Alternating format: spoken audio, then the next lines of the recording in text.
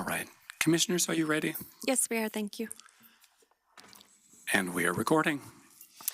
Buenos dias. We're here for a meeting of the Board of County Commissioners, Boulder County. Today is Thursday, March 6, 2025. Commissioner Levy is excused. Commissioner Stolzman and Commissioner Lochmin are present. We're here at the County Courthouse at 1325 Pearl Street, downtown Boulder. And we have a couple items on the agenda this morning. One is for public comment session, and then after that, we'll have a public hearing on a specific land use docket. So I'm going to go ahead and call our meeting to order for number one there. And then I just wanted to note that we do have some technology that we are working with now, but it's not a legal transcript. But just in regards to trying to create some more access, we do have AI captions that are on the screen and on the recorded version that folks will access. So thanks to staff again for getting that going. I'll move to item number 2, which is public comment session. And the way the public comment sessions works, we have in-person opportunity. We also have a virtual opportunity if we get to it. It looks like we may not today because we've got an in-person sign up already of 10 folks, but there is a timer that will show up at the screen for 3 minutes. We're going to ask folks to stay at your time because there are folks that want to speak. If there's time in the allotted time that we've got for public comment, then commissioners may respond after everybody has spoken. So we just want to make sure we hear from all of you, and there may be some time for comment afterwards and may not be. So just a reminder, when you get close to the microphone at the podium, if you can get pretty close so that we can hear it for the archiving, but also for the folks in the room that are participating, and you just have to state your name. And so we'll go ahead and start with our public comment section. And let's see here, number 1, we've got Evan Ravitz. And I don't see Evan in the room, so we'll go next to Allison Steele.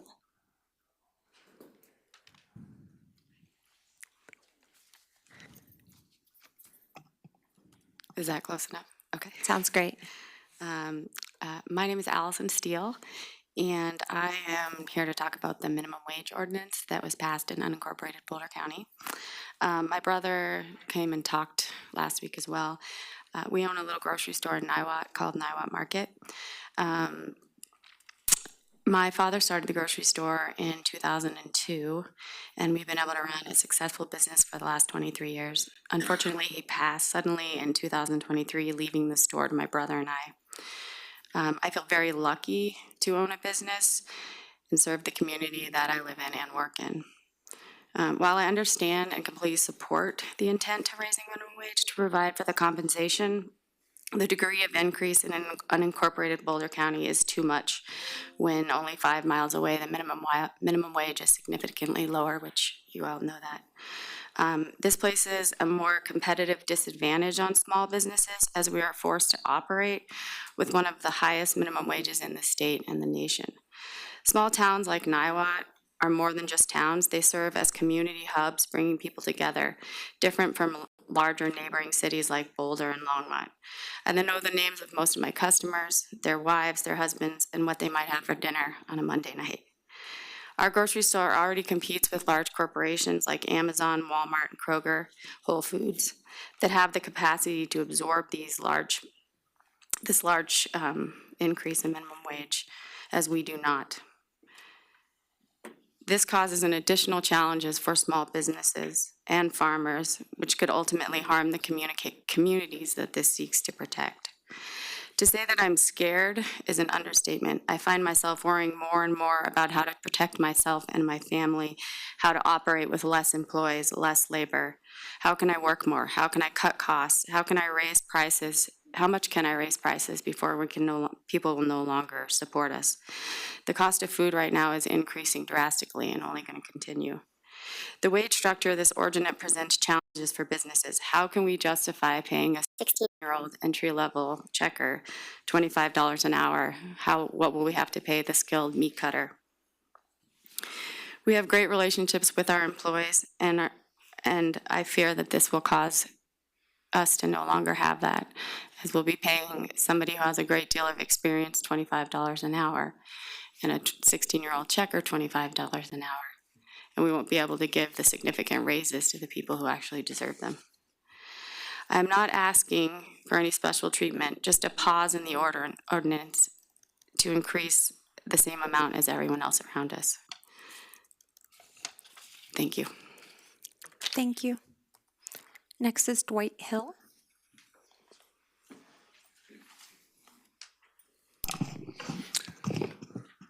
Hi, my name is Dwight Hill. I'm representing Quail Road for reference speed mitigation.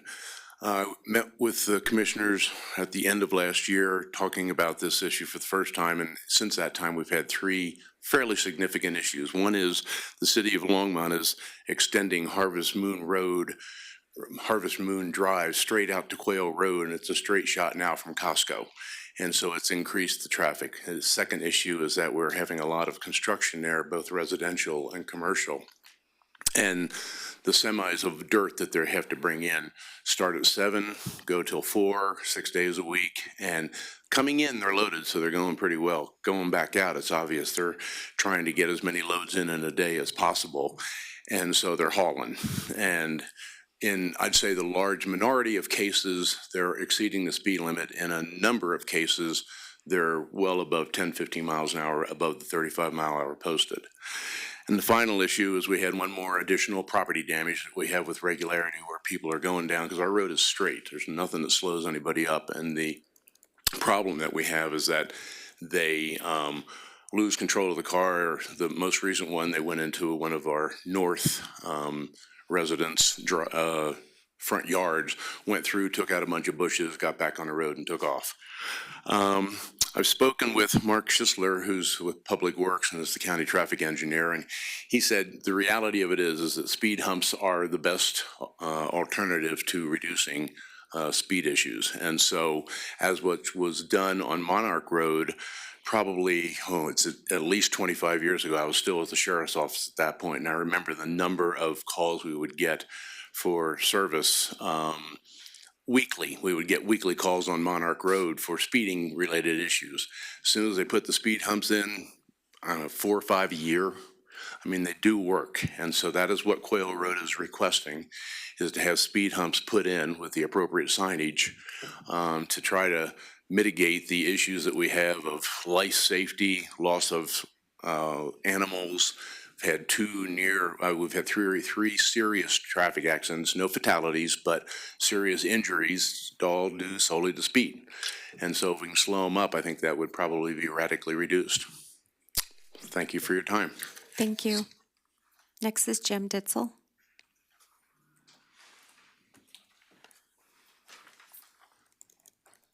Good morning.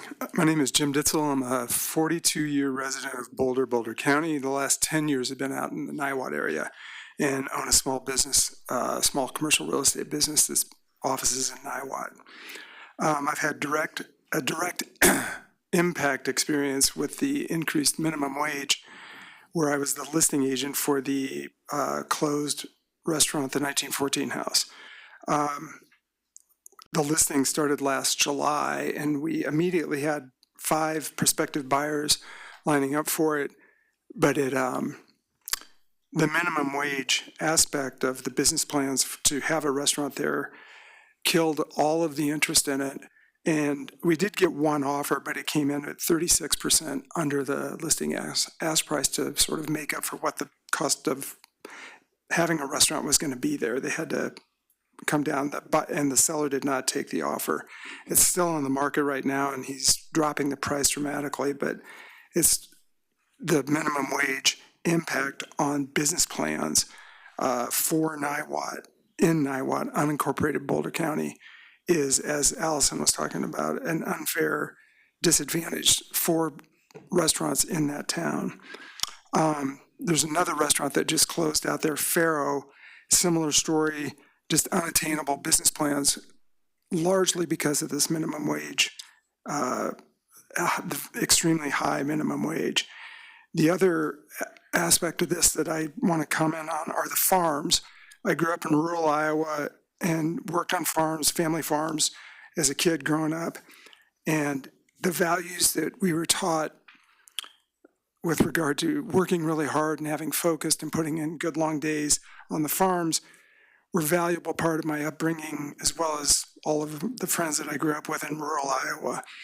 That same opportunity has existed here in Boulder County, but this minimum wage, especially for farms, is going to kill that opportunity for similar kids.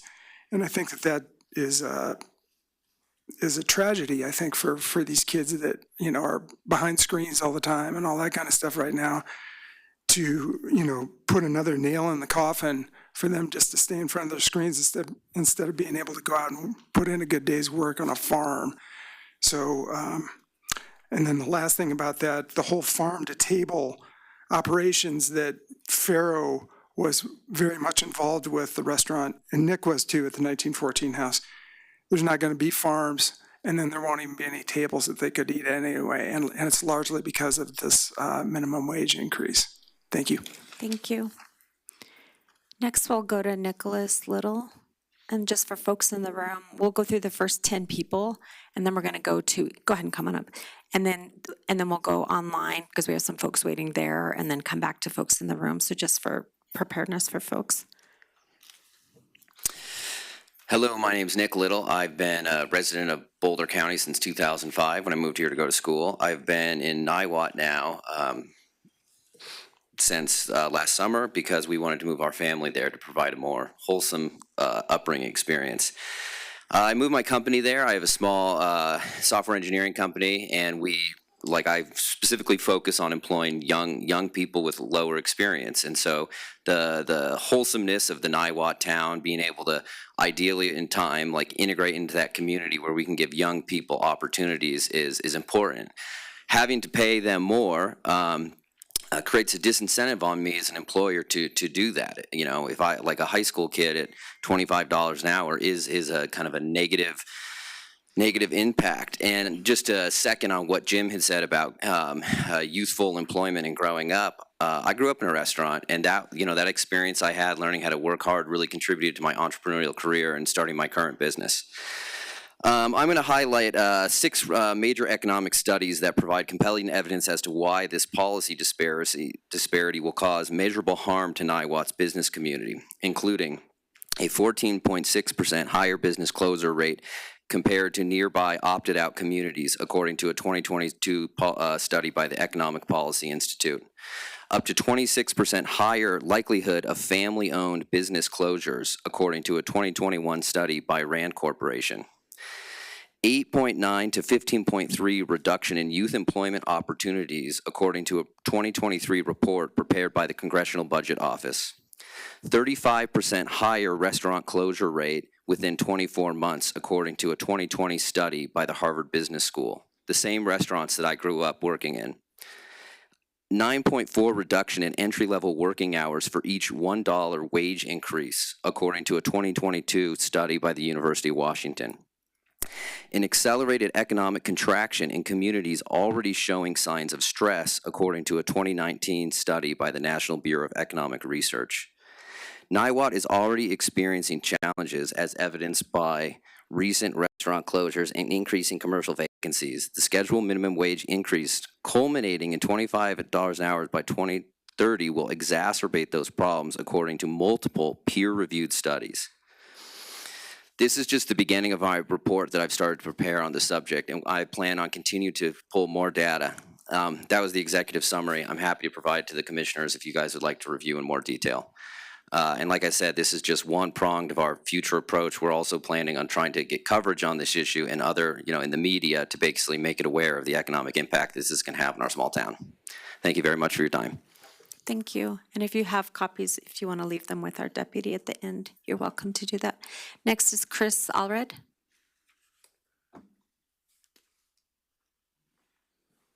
And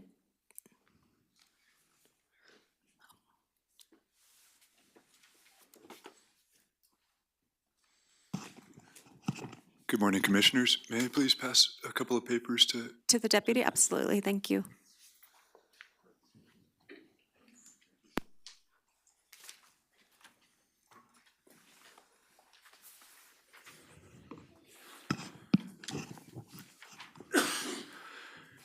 Good morning.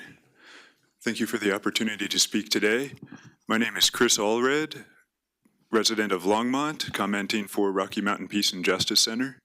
I'd also like to say thank you for hosting a panel of independent experts this afternoon at 2 o'clock to speak on the Rocky Mountain Greenway.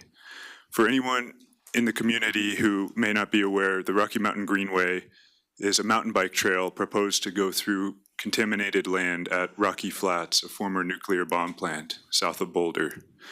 And we are urging you today to please make a motion to withdraw from the Rocky Mountain Greenway and join in solidarity with our neighbors in Broomfield, Westminster, Lyons, and Superior, who have all taken a strong position to oppose recreation at Rocky Flats. We've been attending Boulder County Commissioners for many years to address this issue and working very hard to convey to you the urgency and the evidence why this is a wise decision, and to share around the community to let you know that your constituents support you to make this decision. You can see now that neighboring governments are all establishing this on public record. Just this week, Lyons joined and voted to support a resolution opposing the Rocky Mountain Greenway. That I passed around a resolution to you that was passed by the town of Superior on February 10th of this year. And so you can see Westminster, Broomfield, Superior, Lyons, each of the communities that this trail is planned to go through are saying, no, we don't want this.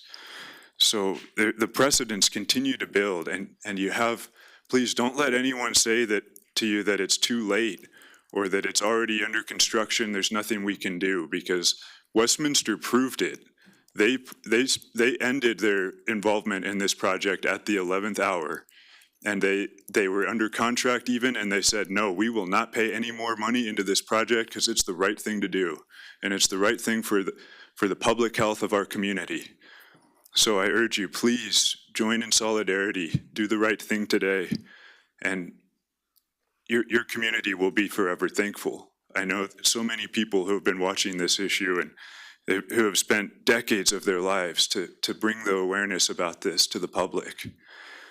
And it's a matter of justice. This will be standing up against a systemic injustice, against a systemic violence that slowly introduces contaminants into our bodies, into our communities. And it goes back to the nuclear weapons complex. This is a really important decision today, so we trust that you'll make the right decision, and thank you for your time, and please make a motion, withdraw from the Rocky Mountain Greenway. Thank you. Thank you. Next up is Giselle Ersfeld.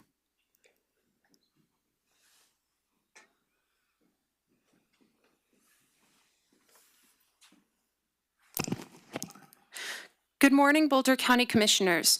My name is Giselle Hersfeld, and I am a lifelong Boulder County resident that is here today with an urgent request for you to withdraw from the Rocky Mountain Greenway Intergovernmental Agreement and remove any funding that this county has committed to the continuation of this project. I recognize that we are in the 11th hour on this issue, and the funds have already been committed and then recommitted. But recent actions by other local governments in the area should give you more than enough pause to reconsider this proposal and ultimately to withdraw. Building this overpass is a horrible idea, a notion bolstered by Westminster and Broomfield's decisions to withdraw from the intergovernmental agreement, and more recently, by two of your own constituent governments, Superior and Lyons Board of Trustees, both passing resolutions to oppose the project. Please act in solidarity with fellow local governments who recognize the immorality of facilitating access to plutonium-contaminated land. Please act in solidarity with all your constituents in Boulder County and beyond who put themselves on the front lines of resistance to shut down the Rocky Flats plant. Please act in solidarity with all the young people here who, like me, grew up in the Boulder County region without ever hearing the name Rocky Flats. Please act in solidarity with all the generations to come that risk not knowing about Rocky Flats at all. The timescale on this issue is long due to the hundreds of thousands of years that plutonium stays radioactive. There is still time to do the right thing. When I talk to people about this issue, they often expect to hear that Boulder County is one of the local governments at the forefront of opposition to this project, since Boulder County was a hub for the decades of activism that led to the closure of the plant. To be honest, people are often shocked to hear how easily Boulder County fell in line with approving funding for this project. Most people I talk to are baffled by the concept of building trail systems at Rocky Flats at all, and even more baffled as to why elected officials would ever support it. I assure you, you have an abundance of public opinion to back your decision to withdraw. Please do the right thing. Please step outside of any perceived limitations due to a bureaucratic obligation and look into the depths of your own human morality to recognize that it is never, ever too late to do the right thing. Thank you. Thank you. Next is Paul Katz.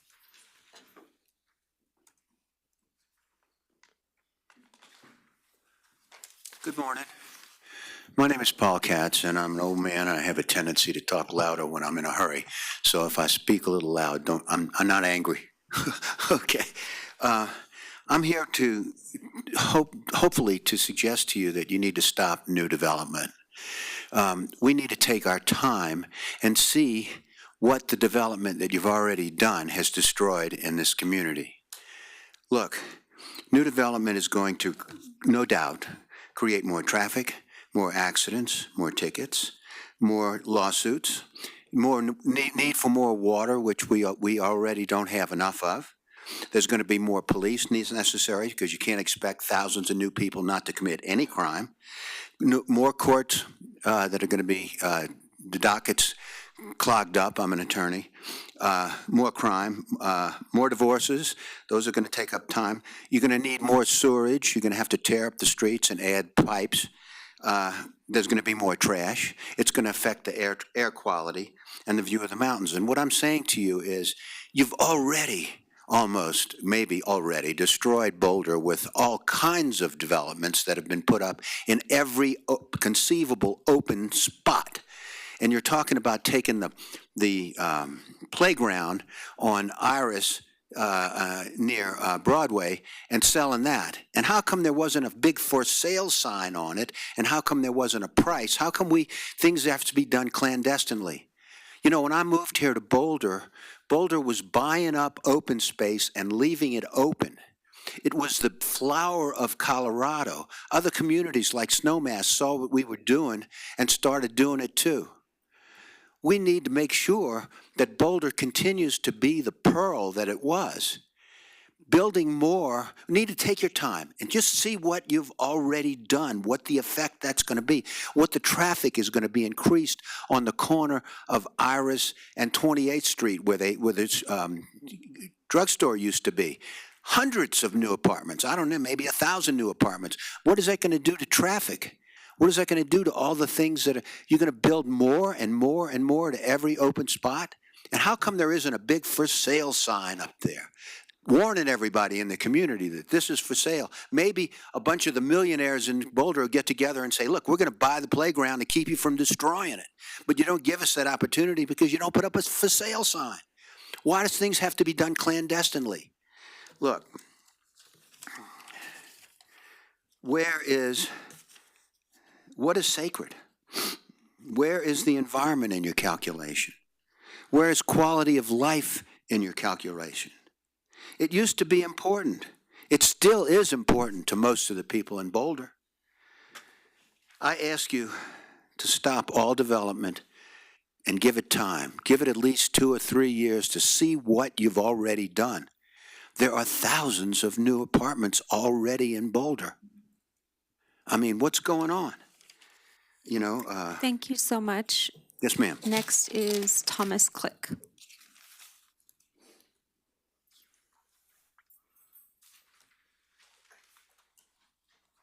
Hello, I'm Thomas Click. You have heard from me several times over email. You may want to move that mic up just a little bit more, please. Here? Yeah, thanks. Okay, yeah, thanks. I'm on the board at North Boulder Little League, and I'm heading a committee with regards to the February 4th announcement that the county is going to sell the North Broadway complex, the 17.5 acre parcel that includes the baseball fields that have been there for 70 years. This is a cornerstone of not just that neighborhood, but the Boulder community. The Little League district encompasses a wide range, all the way out to Gun Barrel, of people that come in and play on those fields. They don't just use it for baseball, they use it for softball. There's 3 Little Leagues using it. There's travel baseball teams using it. And it's a community meeting space. In the summer, we watch movies there. People walk their dogs there in the winter when there's nobody using the fields. And it's been there for 70 years on a piece of land that I believe was donated by the Williams family to the county 70-something years ago. And they're pretty upset that there would be a consideration of selling this whole property for development. I know there's going to be people that are going to reach out and want to develop the whole thing. It's a high-value piece of land.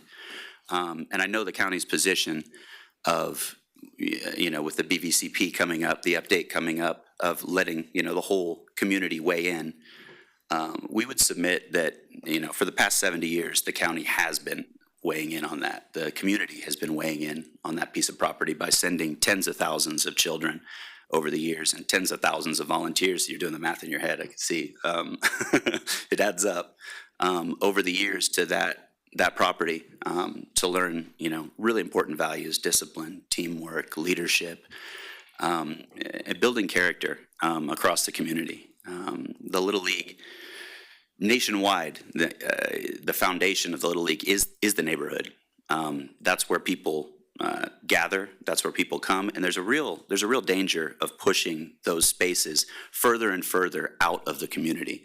There's going to be developers that are going to come to the table and go, "Oh, they're baseball fields. We can build them anywhere. We'll just throw up the highest density residential property that you'll let us to make the most money, and build baseball fields out of town."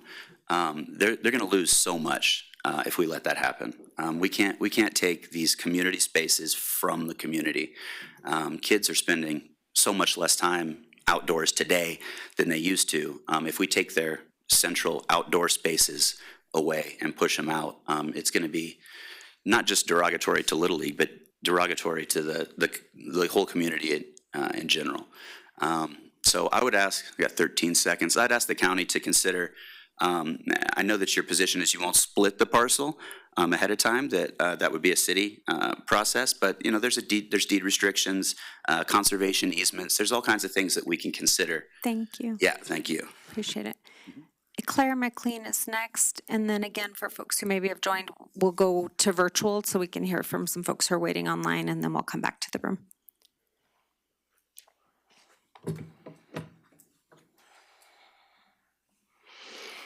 Hi, I'm Claire McLean. I live in Boulder Claire, County. you may want to move the microphone down just a little bit. Okay. Thank Claire you. McLean, Boulder County. I am here to oppose the Greenway and Rocky Flats.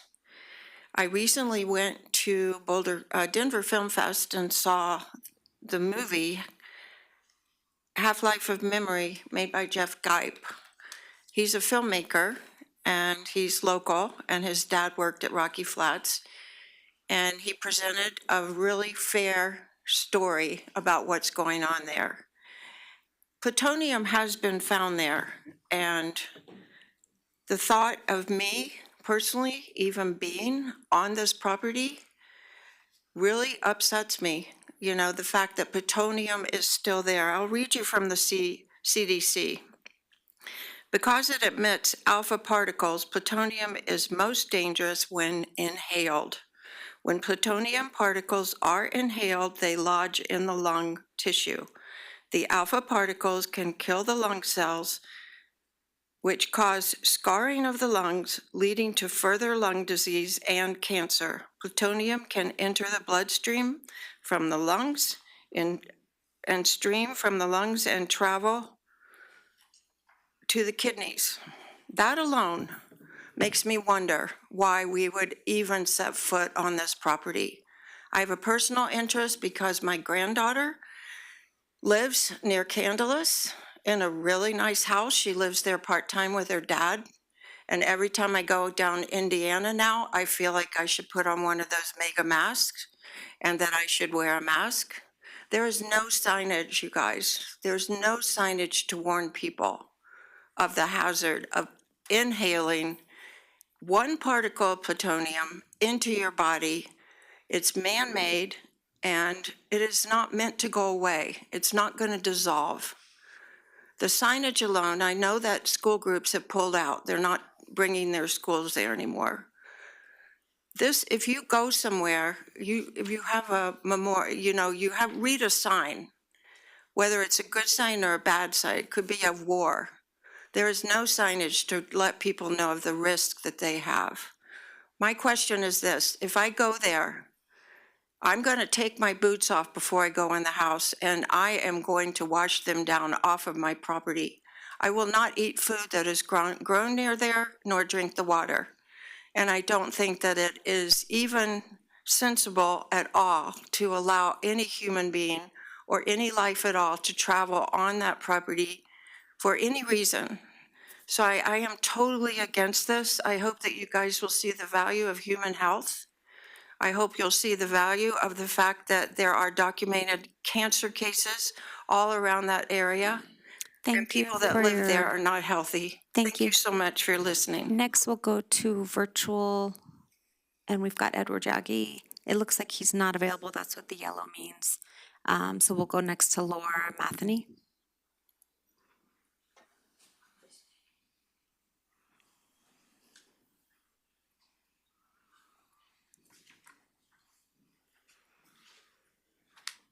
And just a reminder for speakers to state your name before you start your 3 minutes, and there'll be a 3 minute on your screen. Hi. Can you guys hear me? Yes, we can. Hi, my name is Laura Matheny. I would just like to start that we are here, found out about this last minute, and I would like to say that we are opposed to any kind of development on or near the Rocky Flats area. I grew up in Arvada. We are considered downwinders. My family, including my grandfather, my uncles and great uncles and cousins, all worked at the plant. They built it. They were union tradesmen at Rocky Flats. I have 2 surviving uncles, both which carry what is called a white card, which means that they get checked yearly for cancers and other exposure from working at the plant. My uncles and my grandfather, who have unfortunately passed away, all died from exposure from working at the plant. They received the settlements. Those included autoimmune disorders, cancers, mesothelioma. So when we talk about Rocky Flats, there's not only plutonium there. There are many chemicals, cancer-causing, birth defect-causing, tumor-causing, that are still there. And I'd like to point to the barrel that was just found in Woman Creek that was rusted out, that they really don't know what was in there. There's many documented cases of things that have been found that are contaminated. It's not safe. My aunts all have what's called secondary exposure illnesses, including my mother, autoimmune disorders, mesothelioma, from washing my uncle's and grandfather's clothes. So the last gal that spoke, you can't just wash your stuff off and expect to not be exposed. This stuff is in the ground there. They buried it anywhere from 6 inches to 30 inches deep the whole time the plant was open. I'm not one of those people that grew up in Arvada that thought they made scrubbing bubbles there. I knew what it was. My family built the plant. They worked there. This is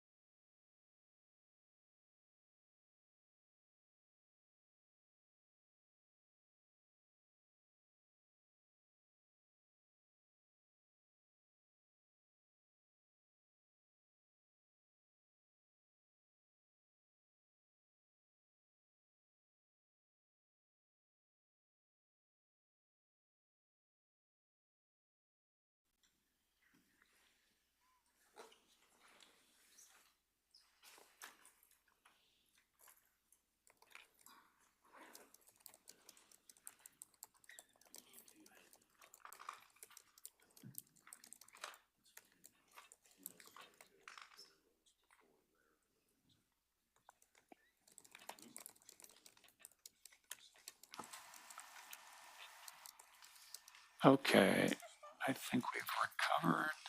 Give me just a second. I don't know how many seconds were left on the clock for the speaker. There were 20 seconds left, Jeremy. Thank you. Give her an extra 10.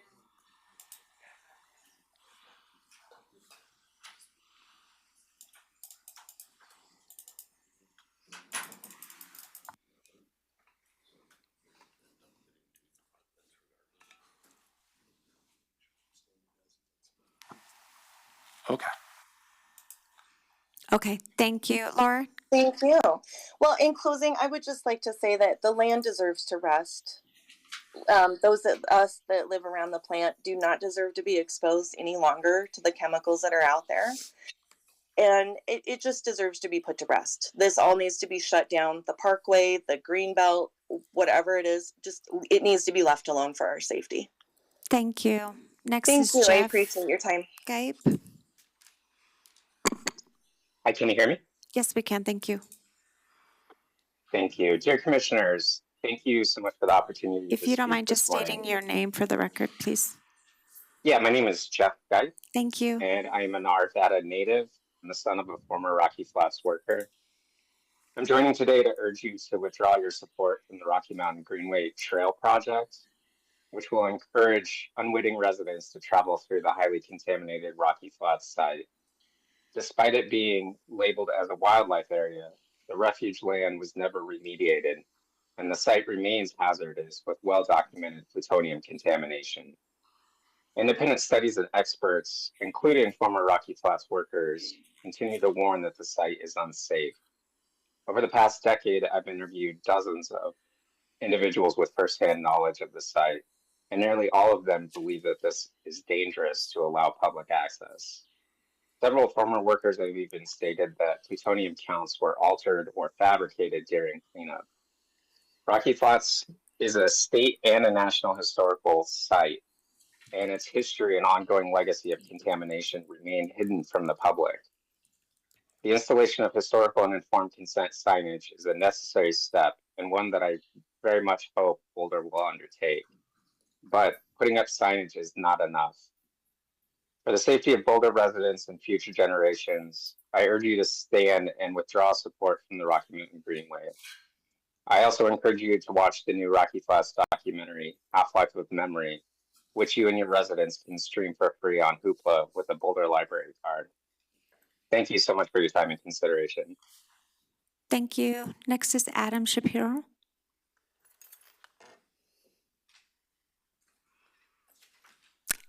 Adam, I can see you there, but we can't hear you yet.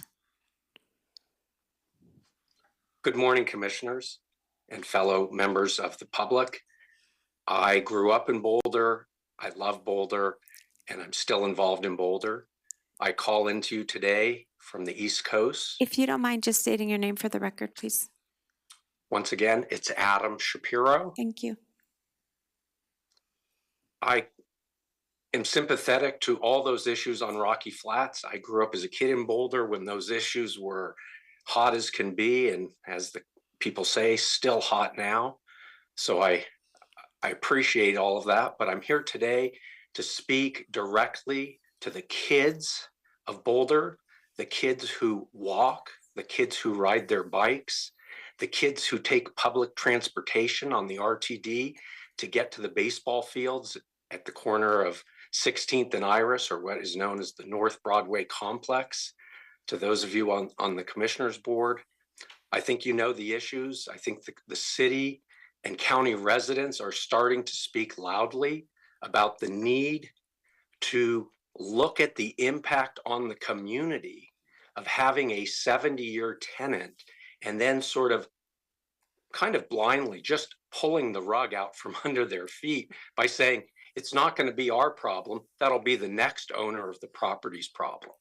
I don't think that's right. I think, quite frankly, for 70 years, those fields have been used and used super, super well by not only the children of Boulder, generation after generation, but all the adults of the community who volunteer their time to make growing up in Boulder that much more special.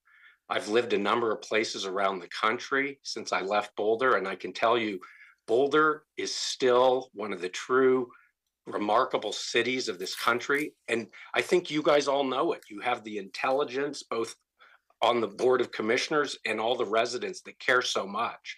And I think you just need to be thoughtful about ripping apart what is a piece of that community. It ties into the neighborhoods. The children of Boulder and the volunteer adults who give their blood, sweat, and tear as volunteers. No one's making money helping the kids of Boulder, right?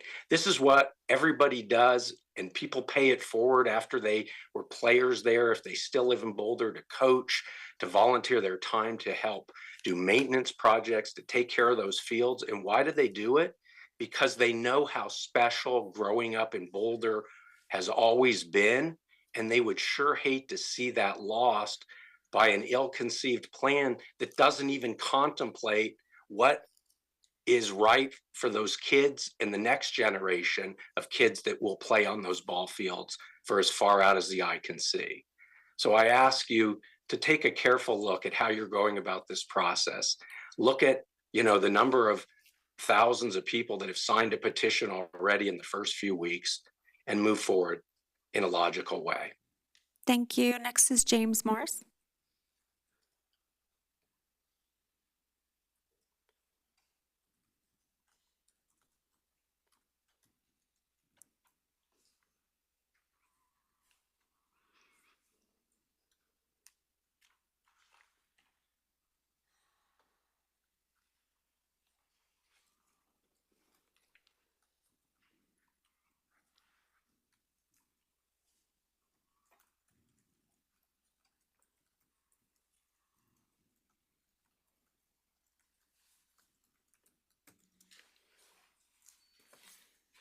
James, if there's a screen up for you that asks you to join as a panelist, you do have to accept that invitation to. I'm sorry. Should I start over? Yeah. Okay. We can hear you now. I'm Jim Morris from Boulder. Please withdraw from the Rocky Mountain Greenway project. I oppose recreation at the Rocky Flats site. Up with public health, down with cover-up and secrecy. The DOE and the Rocky Flats management, for years, they burned plutonium-contaminated waste there.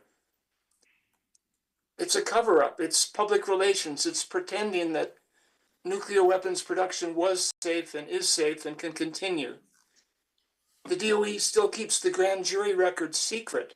They dumped radioactive waste and toxic solvents into creeks, ponds, Great Western Reservoir, and Stanley Lake. They burned plutonium-contaminated waste, and they lied about it over and over again. Just last night, I accidentally met somebody who had written one of the first letters to the editor saying, why are they burning waste at night with plutonium in it? They're trying to rebuild new plutonium pit production plants in Los Alamos and Savannah River. And again, it's production over safety and health, ignoring the health of workers and neighbors. It's like the cigarette companies. They lie and delay and hope that people die and forget about it. Dr. Alice Stewart, the founder of epidemiology, and other doctors like Carl Johnson and health physicists, they've said small amounts of radiation are very dangerous, that we need to regulate plutonium and uranium much more closely than we do. But that would be much more expensive for both the weapons plants of our government and for the nuclear power plants, which are also sort of an attempt to make it seem that nuclear power is safe. Like they talked about building harbors by blowing up nuclear weapons. And here in Colorado, Project Rulison, they blew up nuclear weapons underground to get access to natural gas. And now they're trying to say, well, maybe we should just say that natural gas that's radioactive is okay. So it's just one cover-up after another. It seems to be what large institutions do. But we shouldn't let them get away with it. It's our health, our neighbors, and our friends. And it's also the example we set for others. So please, Commissioner Levy actually was a pro bono attorney for me when I, with a bunch of other people from CU and Boulder and Naropa, we all sat down to block the East Gate to try and get the plant shut down. and she helped us then. So I'm hoping she and the other commissioners can vote in favor of public health and against secrecy of institutions that don't want to be criticized and don't care about our public health. Thank you. Thank you. I want to just check in real quick and make sure that Ed Yagi hasn't joined virtually. He was Hi, on. Chair Lochamin. This is Brianna Barber, Commissioner's Office staff. Edward Yagi is not in the virtual room. Thanks for checking. Thank you. So we'll close the virtual room. We have about 11 minutes left here for public comment. So we'll go back to our in-person list, and we are at number 11 for folks looking on the screen again. And Michael Whited is on next. Thank you.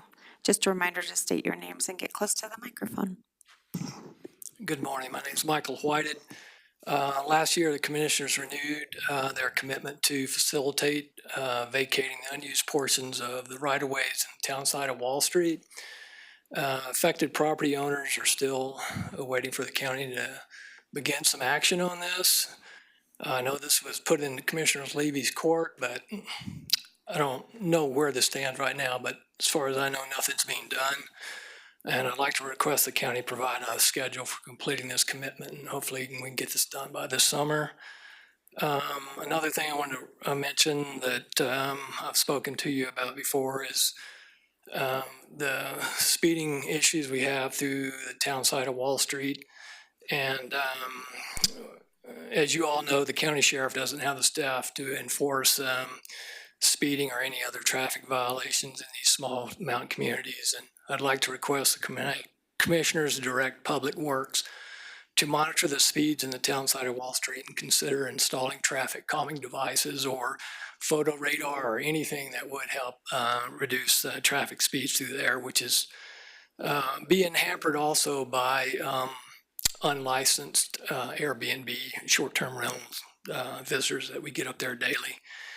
And the last thing I wanted to just briefly touch on was every time I come to Boulder, I must say that the road conditions in Boulder are quite ugly and very poor condition. And I think this is a reflection of both county and city government. And in particular, Canyon Boulevard from 3rd Street to 9th Street, Pearl Street from 15th to 28th, Arapahoe from 55th to 30th, and Folsom between Canyon and Mapleton. These are just areas where I spend more time dodging potholes and other defects in the road than I do watching the car in front of me. And I think this is a safety issue. But it also reflects poorly on this community, and I think we could do a better job of maintaining the roads in this community. So, again, thank you for your time, and I support everything else that you've heard from other people today on the topics that are being discussed. And I really don't even see why there's any argument here about the Greenway. It's just, I've never heard anyone speak in favor of that. So I don't even know why it's still a talking point, but thank you for your time. Appreciate it. Thank you. Next is Eric Sween. Good morning. My name's Eric Sween, and thanks for the chance to talk with you. I want to speak against the Greenway and encourage you to withdraw from that. I'm a 30-year Boulder resident. I've moved here for Outward Bound. I'm definitely an outdoors person. I hike, I ski, I mountain bike, but I'm against the Greenway, and here's why. If you know the history of Rocky Flats, it hasn't always been a wildlife refuge. It was part of the nuclear weapons complex. It manufactured plutonium pits for over 37 years.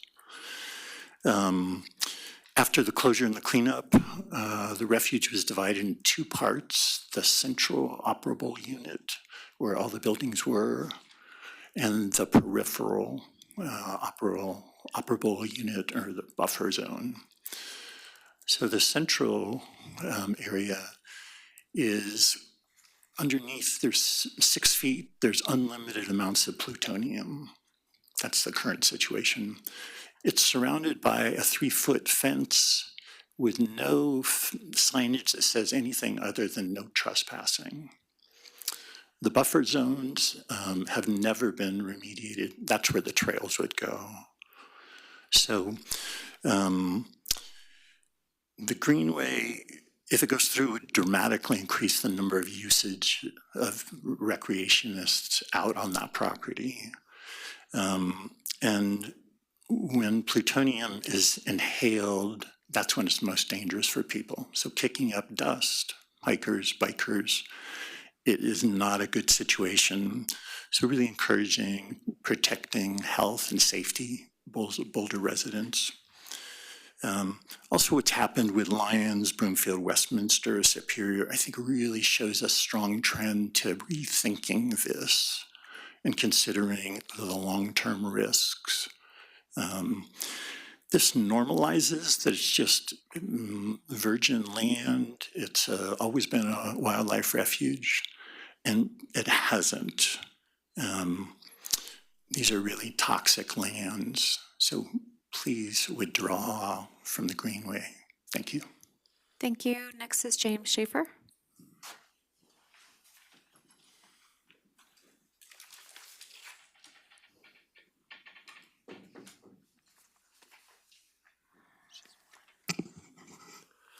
Hello, Commissioners.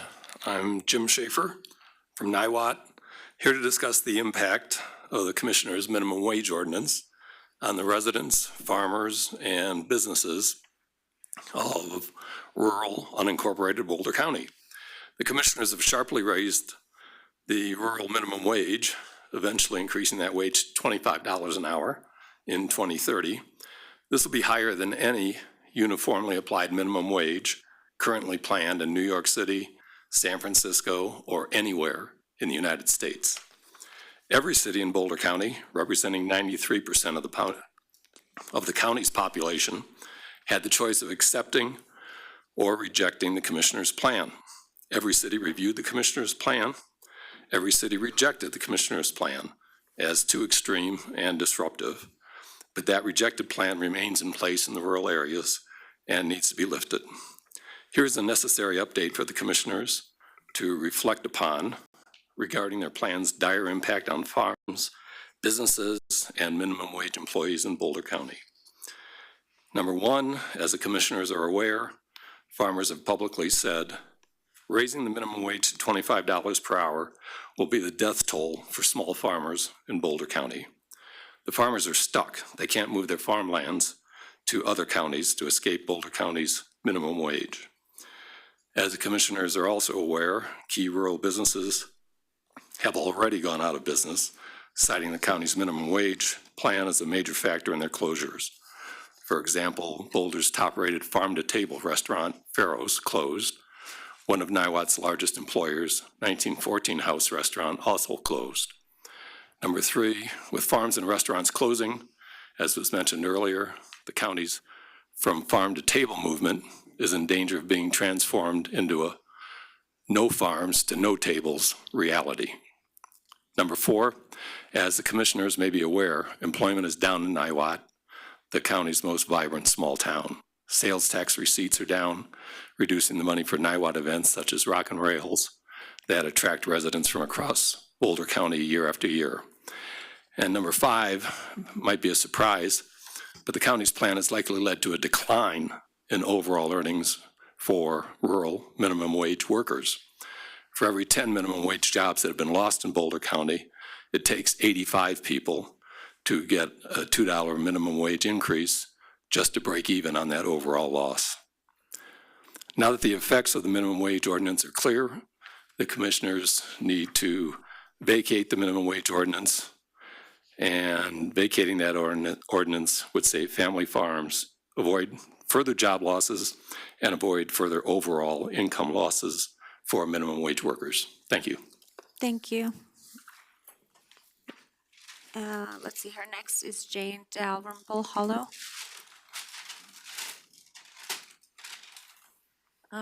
I'm kind of terrified as a speaker, but I'm also here to talk about Rocky Flats. If you don't mind just stating your name for the record, please. Of course, Thanks for Jane. being here. I'm Jane Dalrymple Hollow. I met Leroy Moore when I moved to Boulder, and I have had great. I'm so sorry. I want to say Rocky Flats should not be even walked upon. It's so dangerous, and I just really want to say that. So thank you. Thank you. We have 1 minute, looks like. Stephen Parlato.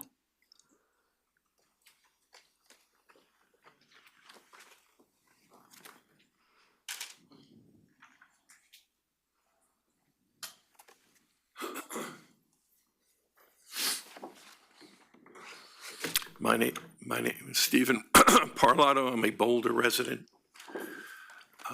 Time is short here. I am here in opposition to the Greenway completion of the Greenway project, which seems to me an act of magical thinking to think that these lands, as contaminated as they are with plutonium, can be made whole again and open to the public. Inhaling a single microscopic particle could cut your life in half. The half-life of weapons-grade plutonium is 24,000 years. The half-life of weapons-grade plutonium is 24,000 years. Inhaling a single microscopic particle could cut your life in half.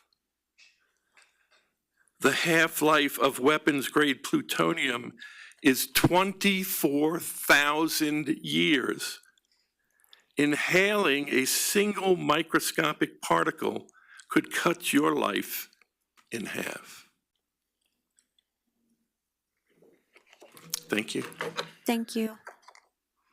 We are at time. Lynn, I see that you're here. If you want to speak, I don't want to cut you off because you're here.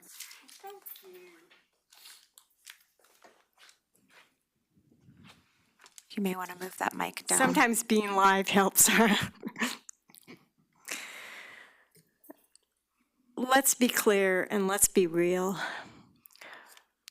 I didn't have to speak because they Do you mind said, just stating your name for the Lynn record? Siegel, they said it all so eloquently. That one lawyer said it so well. But I do have to say that Rocky Flats experience can be very slow. It took my mother from 1957 to 1969 to die, and it was 1 year.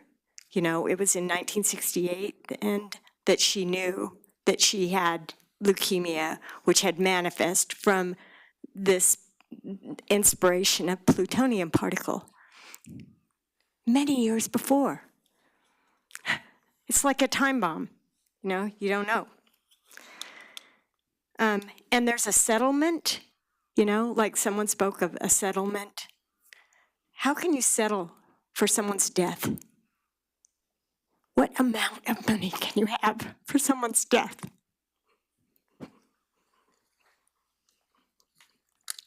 I really appreciated what people said about minimum wage, about the iris fields.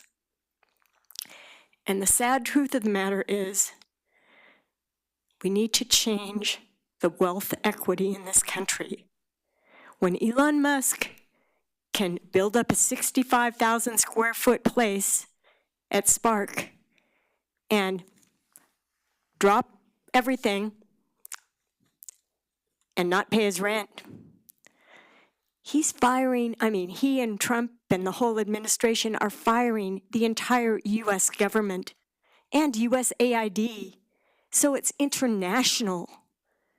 And you know, Ralph Nader used to say something, I'll paraphrase him, the higher they rise, the harder they fall. I cringe to think what we've got coming up, and we can do something about it now. It's like someone said, never too late. But, you know, I do kind of fear that it might be coming too late. And ironically, in a paradox, by an atomic bomb. And that's right here in Boulder. It's like Zelensky said, we have an ocean. We in the United States have an ocean for now. Now, I didn't get to say I have a problem with the county about solar and sustainability. And my experience was that I can't put solar up and I can't be sustainable because of what the county did.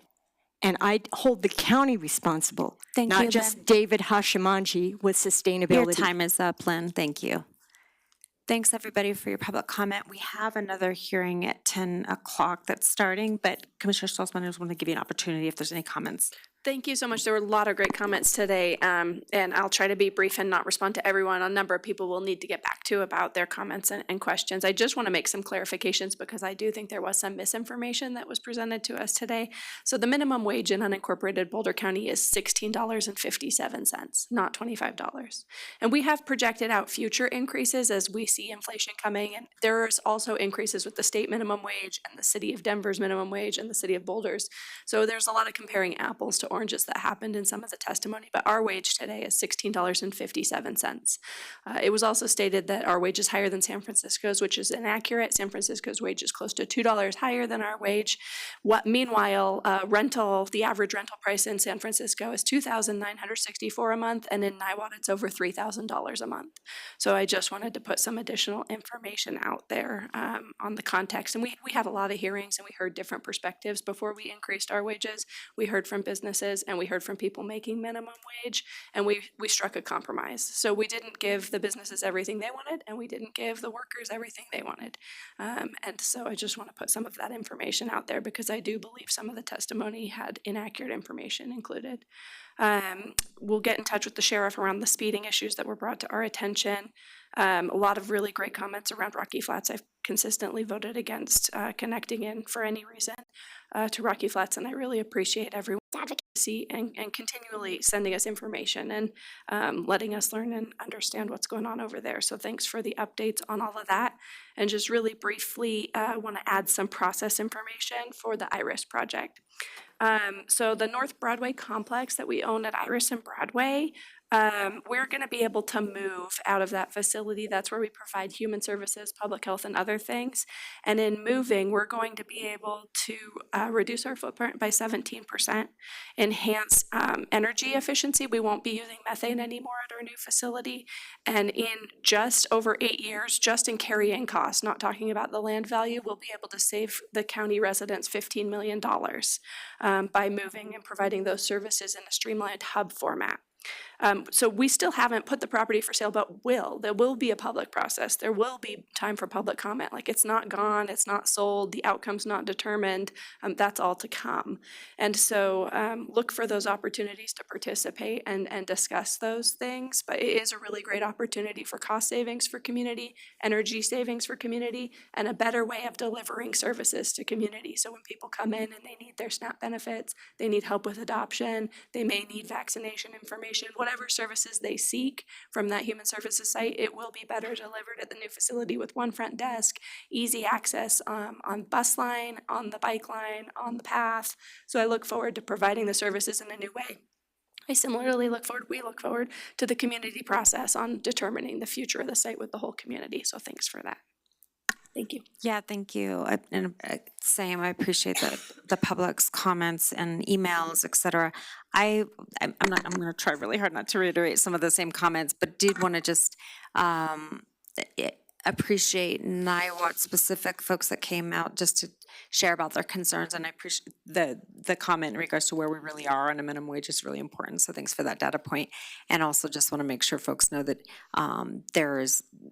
the ability to come in and just share what the experience is really important, but we want to make sure folks have the accurate information. The other piece, just because it seemed as though there was a question around the Greenway, there is a meeting for folks who didn't join right at the beginning today. There is a meeting this afternoon at 2:00 about the Greenway, but that is not a at the dais motion setting vote or anything. It's we were asked by public, and Chris Aldred, who's still here, I see, had asked us to have an informative session similar to what some of our neighboring communities had done. So that's what that is about. And some folks talked about the signage today, and that is what we have asked community members to come in with, like, what does that signage need to be?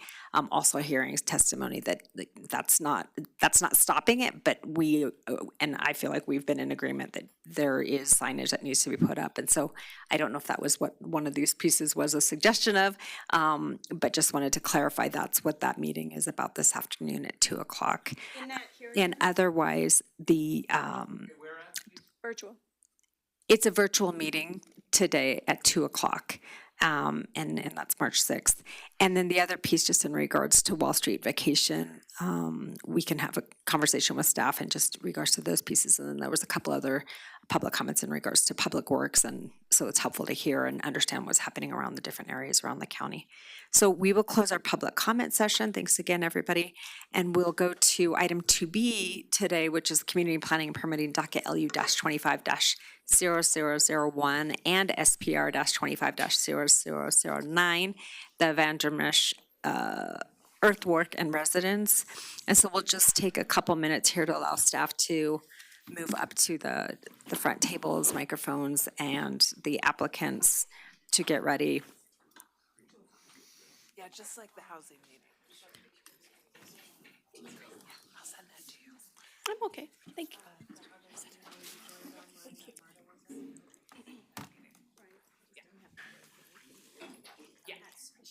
I'll email that to you right now.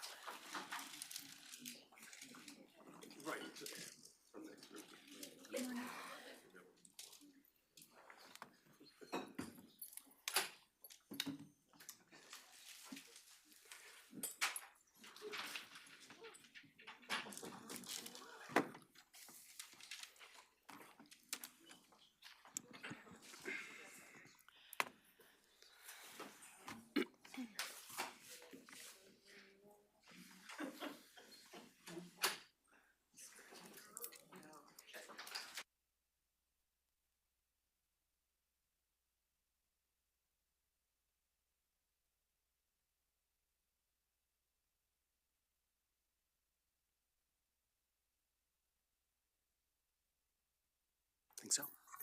I wonder if, oh, there's my mic. Okay. Thank you.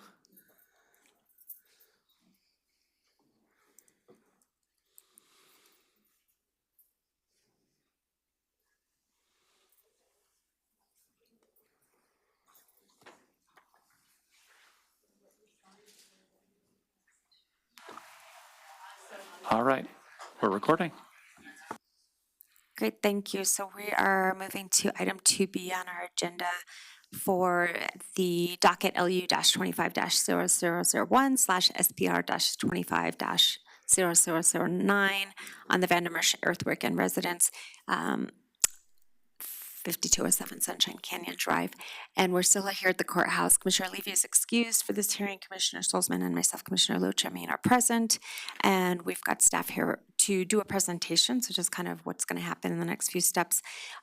Staff will do a presentation in regards to this docket, and commissioners may have some questions, and then we'll turn it over to the applicant. There will be a timer up on the screen, so you'll have an idea of the time on 20 minutes to give your presentation. If there's anybody virtually that you're expecting that is joining, just let us know so that we make sure everybody gets to participate however you would like. The commissioners might have questions for you at that time. And then we will, because it is a public hearing, we'll go to public comment both here in the room and also virtually in case folks have any input on your docket. And then we'll go back to staff for any clarification, any questions that may have been brought up. And commissioners might have questions at that time as well. Applicants, you'll have the last opportunity to speak. and to share anything else additional with us before we then close that part and go into discussion and deliberation. We are being asked to make a decision today in regards to this docket. So that's the plan. I just want to check in, Commissioner Stolzman, if you have any disclosures. I have no disclosures. Thank you. I don't either. Thank you. So then with that, we'll go ahead and turn over to staff. Thank you. Good morning, Commissioners. Pete Larange, Community Planning and Permitting Staff. This is docket LU-25-0001/SPR-25-0009, Vandermeersch Earthwork and Residence at 5207 Sunshine Canyon Drive. And I apologize if I'm a little hoarse. I'm still getting over a cold, so. The owner of the property is Stefan Vandermeersch, and then the architect representing him is Michelle Robson with Rodwin Architectures. The property is zoned forestry. It is 42.8 acres. It is currently vacant, although there is an unpermitted tea house on the parcel. This is a limited impact special review for earthwork exceeding 500 cubic yards and site plan review to construct a new residence resulting in 4,271 square feet of residential floor area. The current presumed compatible size for the defined neighborhood is 4,275 square feet. There's some additional information there in terms of the breakdown of size and materials. That's all available in the staff recommendation as well. Here's the vicinity map. You will see this actually does show two parcels. The primary parcel is the one to the south. That's where the residence will be. The access drive cuts through the northern parcel from Sunshine Canyon Drive. Here's an aerial showing the two parcels. It's a little hard to see on this scope, but the existing access road runs down through here, and then the build site is in this portion of the parcel.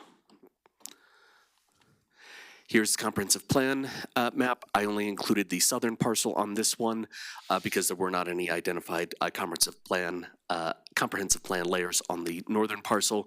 You can see the identified riparian areas in the blue hashed, and then the archaeologically sensitive area at the very far southern end of the subject parcel. Elevation and contours map. You can see it is a fairly steeply sloped area running down from west to east. Geological hazards map. The tan areas are identified debris flow susceptibility areas. They are present on both subject parcels. And then a public lands map showing public lands in the area. Staff would note of particular concern is Bald Mountain to the east. This is the narrative as submitted by the applicant, but generally they are looking to build a new residence on the property, and as part of that, they need to make improvements to the private access road that will require more than 500 cubic yards of non-foundational earthwork. This is also in the staff packet. The breakdown of floor areas as proposed by the applicants for the residence, the attached carport, and then the existing tea house and the breakdown of the proposed earthwork. For context, there was a previous residence on this parcel in the location indicated here. This is a 2008 aerial. This residence and the other buildings on site were lost as part of the 4 Mile Canyon fire. The applicant also came in and came through the limited impact special review process and the site plan review process for new residents in 2016. That was docket LU 16-0004-SPR 1628. This was the final site plan that was approved as part of that docket. And then this was the front elevation or south elevation of that residence. Again, that was approved. In this application, the applicant has proposed a similar location. You can see the overall parcel shown on the left, and then a zoomed in detail of the proposed development on the right. You can see the private access road comes down and then ties into a new driveway down here at the southern end of the project, and then comes up to the house in this location.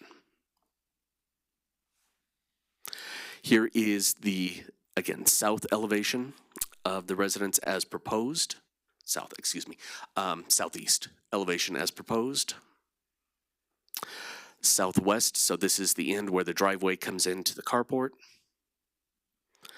Northwest, so this is the rear of the house that faces the private access road. And then the northeast that just kind of faces northeast. These are some of the illustrations and material information as provided by the applicant. And again, this is all available in the staff recommendation packet. This is the overall grading plan submitted by the applicants. The images on the left are kind of zoomed out for the improvement to the access road, intended to allow it to meet our multimodal transportation standards. And then there's a more detailed image on the right for the earthwork and grading surrounding the residence itself. Some context photos from the site visit. This is at the top of the private access road looking north towards Sunshine Canyon Drive. And then this is on that access road looking south. So this is kind of, again, at the top of the drive as you go into the property, continuing down through some of the switchbacks. This is actually on the way back up, so you can see the existing slope. This is more or less at the bottom of the slope, starting to look up. And then this is on the subject parcel, looking north towards where the access road comes in. For context, that shed is actually on the northern parcel, so it's on it. That is over the parcel line on the other property. So that is not part of this review, but that gives you kind of an idea where the line is. This is on the access road looking generally east. This is towards the build site. It was not staked, so I don't have any exact outlines to give you on this, but this is where the residence would be constructed. And this is kind of down into that slope, again looking south. Staff would note this tree that you see kind of in the middle foreground. Keep that in mind. That's a good reference point for other photos. Going back one, this tree is that same tree. So that kind of gives you a reference point on the parcel. And this is kind of down towards the bottom of the build site, looking up towards the access road. The access road cuts here kind of in the shadow between the snowbanks. Back up on the access road, this is looking more or less northwest towards a drainage on site. And then this is at the far end of the development area. This is more or less where the driveway would connect to the access road and then cut across to the build site. Again, this is that same tree as the reference point. Staff referred this docket out via the standard procedures. We received responses from the agencies listed there. Those are summarized in the staff recommendation. We also got a response of no conflict, no concern from the County Historic Preservation Team, specifically related to that archaeologically sensitive area, which is not going to be impacted. Staff did not receive a response from the agencies listed there. And then notice was sent out to 60 property owners in the area. Staff did not receive any responses back. However, the applicants submitted 4 letters of support as part of their application packet from nearby property owners. And again, those are in the recommendation packet as part of the application materials.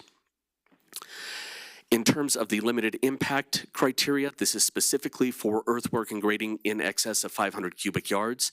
That is allowed in the forestry zoning district through the limited impact special review process.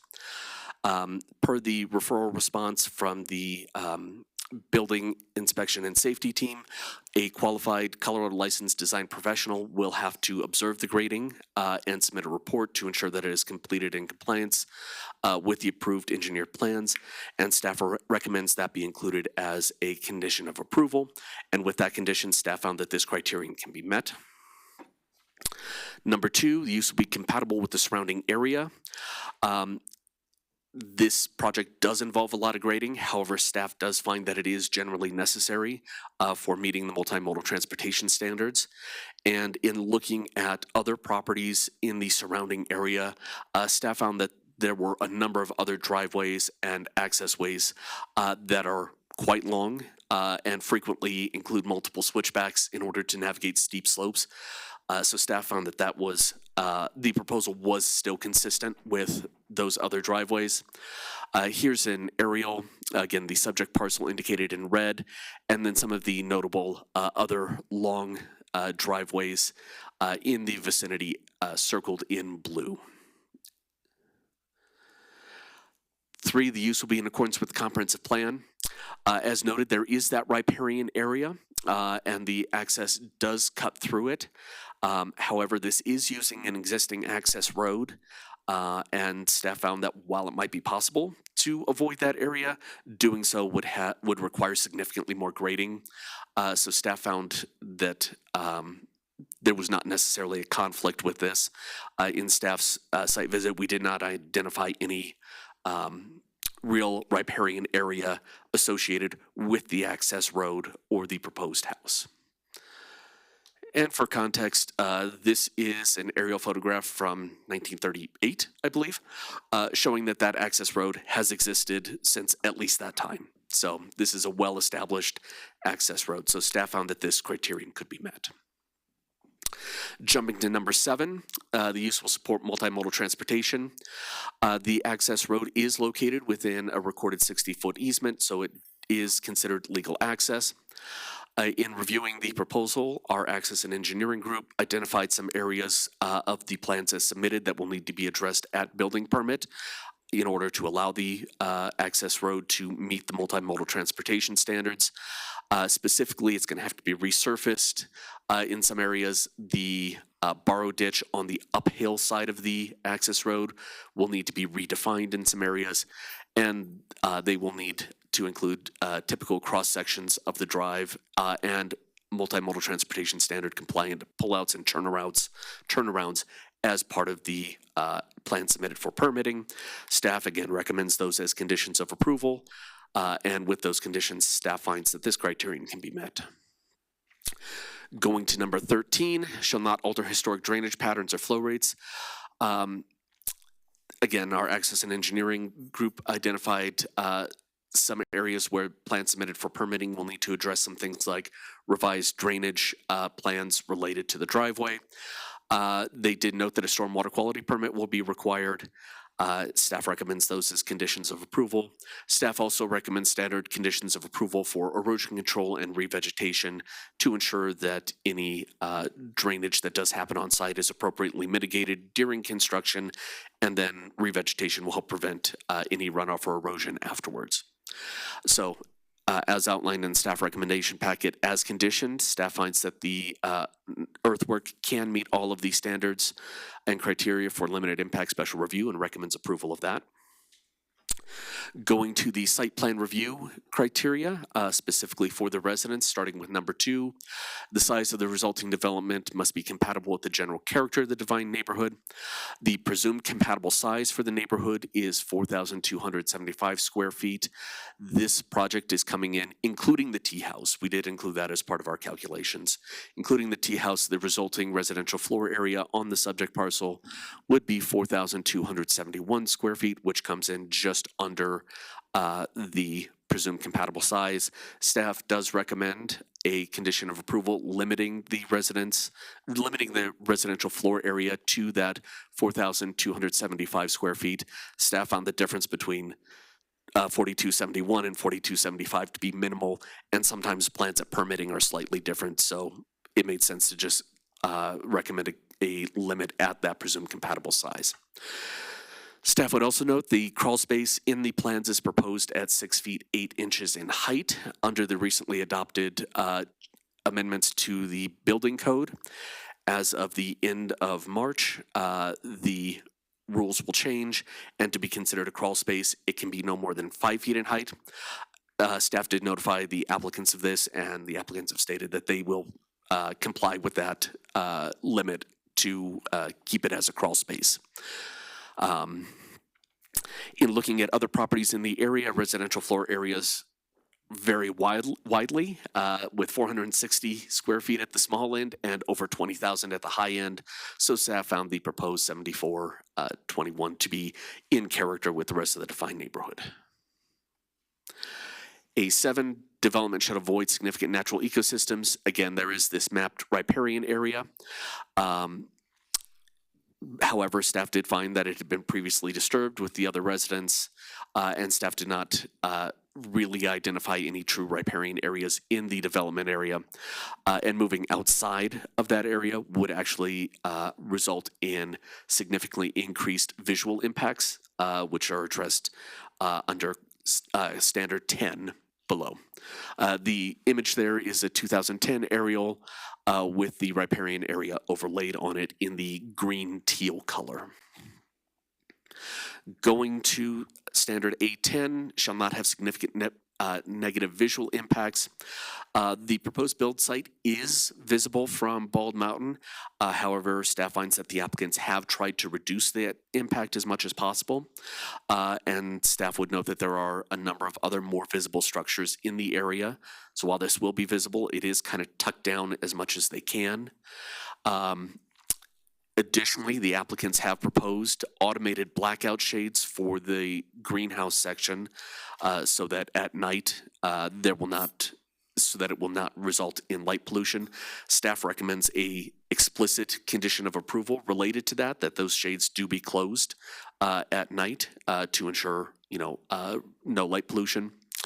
Staff also recommends a limit on the exterior lighting, which we'll look at in a minute. And because the proposed residence is within 2 feet of the maximum allowed height for residential structures in the forestry zoning district, staff also recommends a specific condition of approval for the height survey.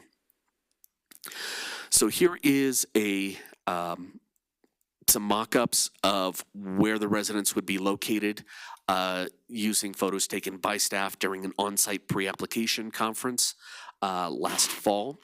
The image on the left is the mock-up. The red arrow kind of indicates where a height pole study was done. The image in the middle with the yellow star shows where that height pole was located. And then the image on the right, the blue star on the far right is the parking area for Bald Mountain. And then the red star is where staff were when they took that picture.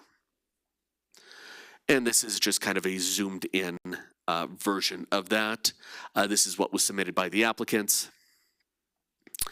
And then staff used their designs to do a similar one, showing it with the shades closed. These are the cut sheets and information specifically related to the shades. Again, this is in the staff recommendation packet.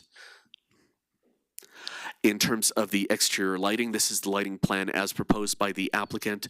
The yellow stars are wall lights. The red stars are the pathway and parking area lights.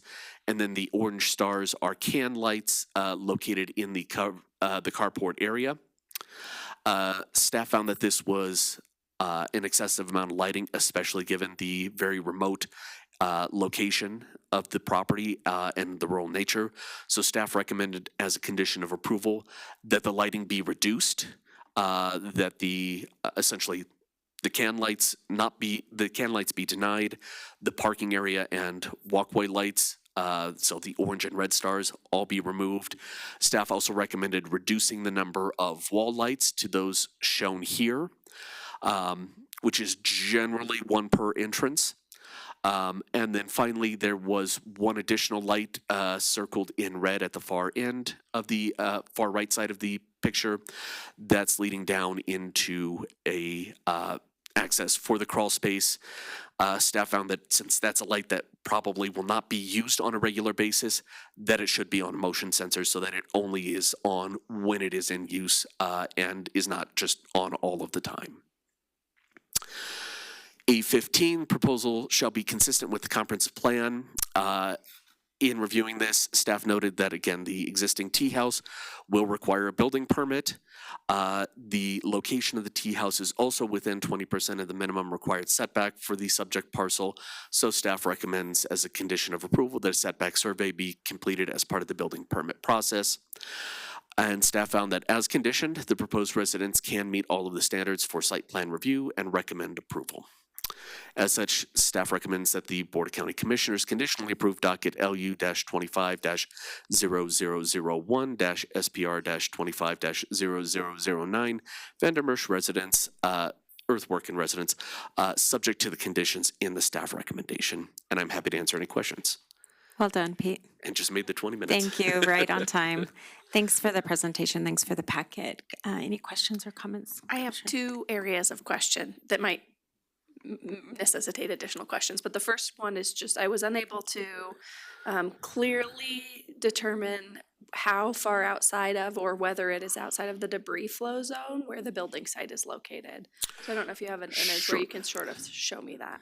Yes, let me come back to that map. The residence, off the top of my head, I'd say the residence is outside of the debris flow susceptibility area, but the access road cuts through it in several locations. So let me just get back to that. Come on, come on. I know, it's a lot of pictures. There we go. So it's a little hard to see on this just because it is zoomed out, but the build residence, or the residence build site is essentially here, just south of the debris flow susceptibility area that cuts through the property. I've lost my mouse. There it is. So there is this debris flow susceptibility area that cuts across the access road. So that is just north of where the build site is. The residence build site is outside of that. Great, that's fantastic. And then my second area of questioning is around the access road and fire access. Does that access road go all the way down to 4 Mile Canyon, or is it only on the Sunshine side? It actually, staff's understanding is that it actually ends up looping back up to Sunshine Canyon. Okay, and this will be, there'll be a chance for y'all to present and have a question and public comment and all the things. So don't worry about getting your comments in now. So my kind of like general questioning around this is there's this criteria we have around the location of existing or proposed building structures, equipment, grading, or uses shall not impose an undue burden on public service and infrastructure. And we got a comment from 4 Mile that it would probably be a good idea to request inclusion in Sunshine's fire protection district versus in 4 Miles. And I'm just trying to understand, like, if there was an incident where there was debris flow that cut off the road, if they would be able, if 4 Mile would be the one accessing them, or if Sunshine would, and then like if 4 Mile actually has good access, or if they have to go all the way down and out. So I'm just trying to understand that and whether this is an undue burden and whether Sunshine might better serve. And of course, Sunshine's not here in the room today, but I just have some questions and curiosities around that. Right. Do you want to comment at all around that fire protection district question that was raised? Staff cannot comment on the fire protection district's ability to access the parcel related to those debris flow areas. That was not part of their referral response, but I'm sure the chief will be able to speak to that if he decides to comment. In terms of which fire protection district, that is strictly between the property owner and the fire protection districts. I mean, I certainly, it's certainly our criteria that says there's not an undue burden on public services and infrastructure. I think we certainly can have a conversation about it today. I just wonder in your reply, when we come back to you in the final, if you could have a map of the districts. I know on our Wildfire Partner site, we have a map of the districts. I just think that would be helpful. Yes, I will have that prepared for you. Thank you so much. Those are my questions. Thank you, Chair. Yep, thank you. So, and I had a couple questions in one on that same geological hazards map, so thanks for bringing that up. The other was in regards to land use criteria number 3, and I just am trying to understand the actual location of the property and appreciate the applicant trying to use a space that's already been disturbed previously on the parcel, and just wanted to understand what's designated as riparian area. And I heard in the presentation today that, yes, this parcel and the proposal is to go back to the riparian area on the parcel. So can you just speak to that? And Sure. in the packet before the presentation, I was looking at page 24 and just, this is not my expertise, but it looked like maybe it was a little more riparian, but the way I heard you talk about it, that there isn't anything visible of riparian area. So I just would like to understand that. Sure. Yeah, let me get back to that map. Okay, so here's the comp plan map. Again, this is kind of just the broad overview one. I think the one that I had later that showed the previous residences may be the most useful to understand it. Thank you. Yeah. Okay, so this does show that build site. It is in the edge of that riparian area. Many of these environmental designations were determined through analysis and study, and they are often drawn with a very broad brush. In this case, being on site, looking at the proposed build location, staff did not identify any actual riparian resources where the residence is proposed to be built. Thank you for that. Thank you. That's helpful. The other question I had was on the SPR side on criteria 10, maybe from Article 4806, and the concern I had in looking through the packet, but also hearing in regards to the visual impacts. It looked like the proposal, and of course applicants will have an opportunity to talk about it a little bit as well, in the conversation about shades to address light pollution. And I am just curious when I think if you actually go back to the one that you were at, that right there is actually what is being approved as far as a glass structure in the middle. Is that correct? Correct. That is what the applicant has labeled on the plans as a greenhouse. There is a hallway that connects the carport to the residence, and you can kind of see that. Come on, bring back the pointer, please. You can kind of see that in this image here. This is that hallway inside, and then the greenhouse kind of extends up and around that. So there is that interior passage, and then the glass above and beyond that. Okay. And I think for me, and I appreciated the piece around the lighting on the exterior side, and I agree with that analysis about what looked like a significant amount of lighting in the initial request and the analysis and suggestion to reduce that significantly. This particular area is really concerning, and it makes me think of, there's a couple properties along one specifically around on 95th that's also unincorporated Boulder County that's kind of set up visually similarly, and it is a significant beacon in the evening and at night. And I heard the suggestion of internal, there was like a sun down to sun up requirement, and so I'd like to talk about this a little bit more, but I just wanted to share that it's a concern of mine. I don't think from a land use code, putting a requirement of what someone's going to do inside their property is really what I'm looking at from a land use code piece. And so understand the materials and things like that. But since this is, for me, I'm looking at it as a land use decision, and enforcement doesn't seem even reasonable or rational. And so that's just one of the pieces that I'm concerned about. And so would love to hear from the applicants about what other ideas they thought about versus having the glass structure in there, just understanding what the light beacon ends up being in this area. And we saw in some of the other slides, the high visibility of this property from Bald Mountain and otherwise. The only other question I had was, would you just clarify on the square footage, because I saw the presumed, but I was trying to understand how you got to from what it looked like was a smaller home originally in that original footprint, and then it looked like the suggestion was to go up to 125% for the presumed compatible size. Is that correct? Yes, this application was submitted and accepted prior to the current moratorium going into effect. So this is being reviewed under the current code, which does allow for that 125% of the median. I don't know if I've got the size of the previous residence right at hand. Let me take a look. I thought I saw something in there, and it was definitely a smaller home from what I remembered. And I was just curious, looking at the photo, the mock-up diagram that you did, which I know is not to size, and maybe the applicant has something similar, but the massing of that property looked significant. And so I was just trying to understand from the compatibility piece how you got to the recommendation of going above the median size. I do, looking at the staff recommendation, the previous residence, the one that was destroyed in the 4 Mile Canyon fire, was 3,844 square feet.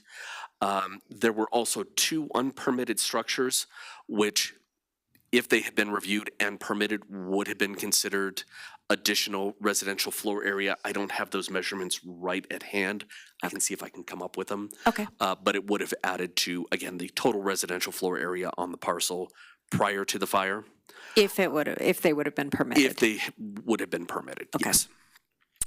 In terms of the previous review, the 2016 LUSPR, in that one, the size that was originally proposed was 8,531 square feet of residential floor area, and as through the review process, that was reduced, and what was finally approved was 6,533 square feet at that time, which was the close to the presumed compatible size at that time.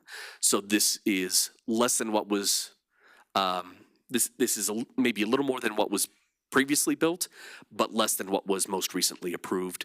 And again, staff found that it did meet the standards for the current rules around 125% of the median floor area. Okay, and I was just looking at like how do we overcome that original size of 3844 or the median, which was closer to, and it makes sense. You've got this other, the tea house is also part of the RFA. Correct. Okay, that's helpful. Thank you. Commissioner Stolzman. May I just add a question that was prompted based on your questions? Of course, thanks. Thank you so much. Could you just go into a little bit about the greenhouse for me? I was looking at this as unconditioned space, but is this conditioned interior space or is this a greenhouse? The hallway will obviously be conditioned. That connects the carport to the house. Per conversations with the applicant and their team, the rest of the greenhouse is unconditioned space. So just that internal hall. And the applicant's architect did send me a picture of that. I didn't make it into the staff packet. I will bring that up and have it available to look at. Subsequent. And just the way I was looking at it was sort of like an unconditioned greenhouse that just so happens to be attached to the structure. But if you could just tell me a little bit about, in this particular area, are greenhouses that are detached structures an allowable use? Greenhouses that are detached are an allowed use. And then would we allow lighting in a detached greenhouse?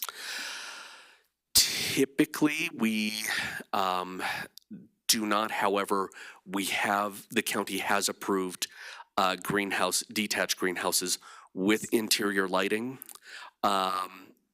subject to the condition that they have the automated blackout shades. Okay. So that is something that we have approved in the past. Okay, and so maybe when we get more drawings from the applicant around that hallway and the configuration, I'm just trying to understand whether it's a greenhouse or if it's a house and how the space will be used, and then that'll help me. Thanks. Okay.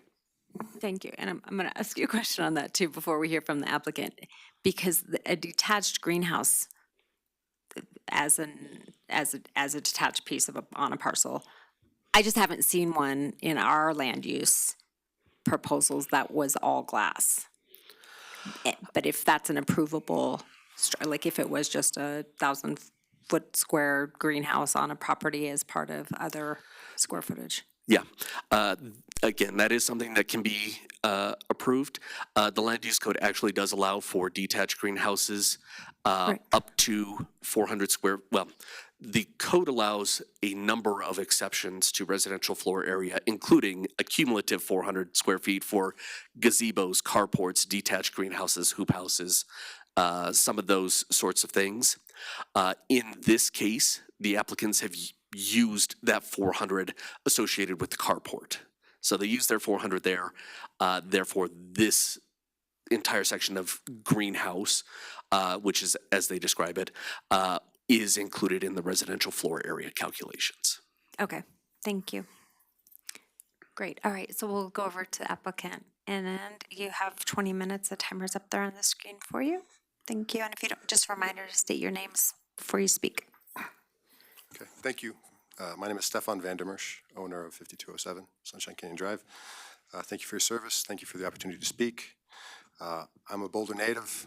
Grew up driving up Sunshine Canyon Drive to Colorado Mountain Ranch as a youth, and my kids will go there as well.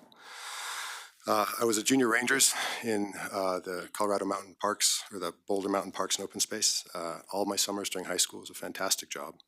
I spent time repairing trails and restoring trails and building new trails. I've owned the property over 10 years. I'm here to stay. Love the place. I have 4 children. I have hopes for 5 more, or not 5 more, maybe. 1 more, start with 1. We need the space. Even with this house, we're gonna be bursting at the seams.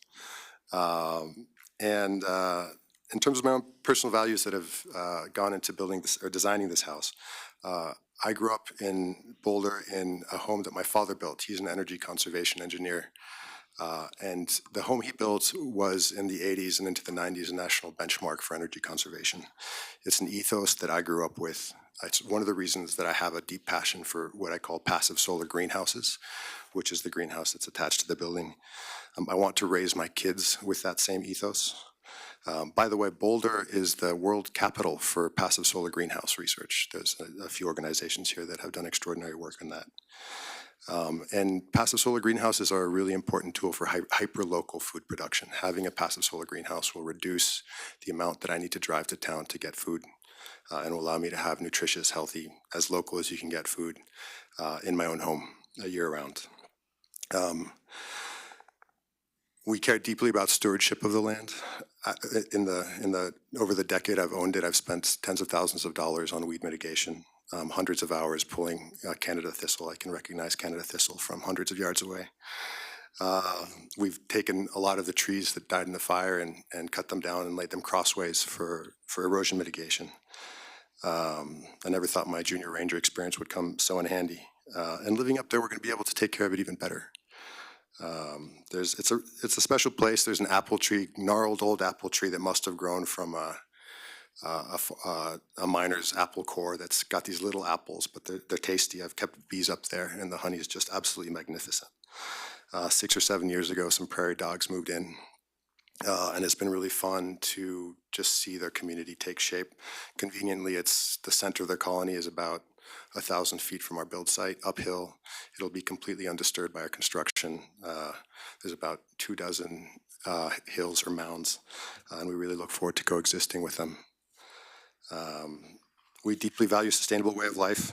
I should mention greenhouse glass has a coating on it to reduce glare because you're trying to maximize the amount of light inside the greenhouse. And so you're increasing light transmissivity by not glaring the light away. It's a special thing on greenhouses. I personally am very sensitive to artificial light, which is one reason I want to move up into the mountains. I should clarify that the greenhouse is also envisioned by us and always has been as an outdoor space. And we'd be more than happy, I mean, we were gonna anyway light that space as if it were the outdoors.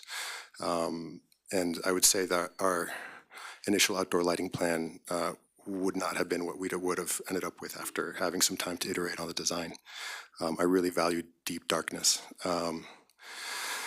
And one of the nice things about part of the logic, there's a lot of logic for the exterior shading. It's not just to shade the interior light at night, It's also to hold in the heat at night.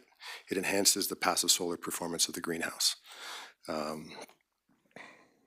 So if you have any other questions about that, happy to review them. But I just want to convey that I care a lot about my neighbors. We've spent a lot of time talking about them. Well, they were not generally concerned because they saw that we were concerned and care about our impact on them.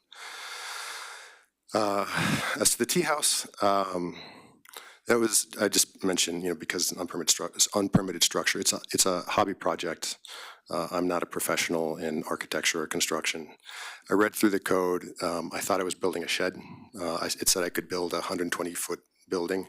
The code doesn't directly address overhangs on accessory structures, so it does have a significant overhang. I also built, very consciously did build it as low as possible on the property in order to not, it's basically invisible, I think would be a fair way of characterizing it for my neighbors, and then certainly anybody that's not a neighbor. Yeah, it was, built over years, a labor of love, built by hand.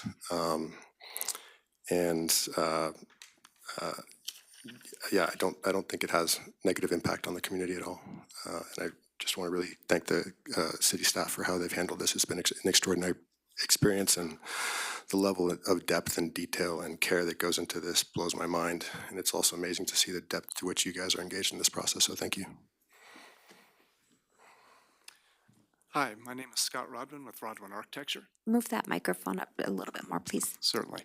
Scott Rodwin with Rodwin Architecture. Just to follow up on one of the noted concerns. So as Stefan mentioned, the greenhouse is unconditioned space. It's actually used as a proper greenhouse, and he sees it as outdoor space. So we'd be happy to work with the county planner to, again, limit the exterior lighting in the same way that we're limiting the actual exterior lighting, that the applicant would be willing to put a restriction on what lighting could be in the greenhouse in order to prevent any possibility of light transmission at night. I very much welcome feedback on this. I care a lot about it. Great, thank you. Anything else for your presentation? No. Okay, thank you. Any questions? Thank you. I do just have a few questions, and thanks for sharing. Just if you could elaborate a little. So the balance of things that you spoke about is sort of what we're trying to balance up here, the impact of the light that it can have on the wildlife and the open space and your neighbors, the ability to see stars, all those things. And so if you could just describe or maybe show, or maybe peek and show and follow up, what lighting you anticipate having inside that greenhouse space. Yeah, I mean, the main thing is to be able to walk from the carport to the house without getting, falling and getting injured. And so from that perspective, the only thing I would really want is, something, and I'm not an expert here, but something like, and again, I care a lot about dark skies, knee-high, sort of downward-facing lights that just light the path.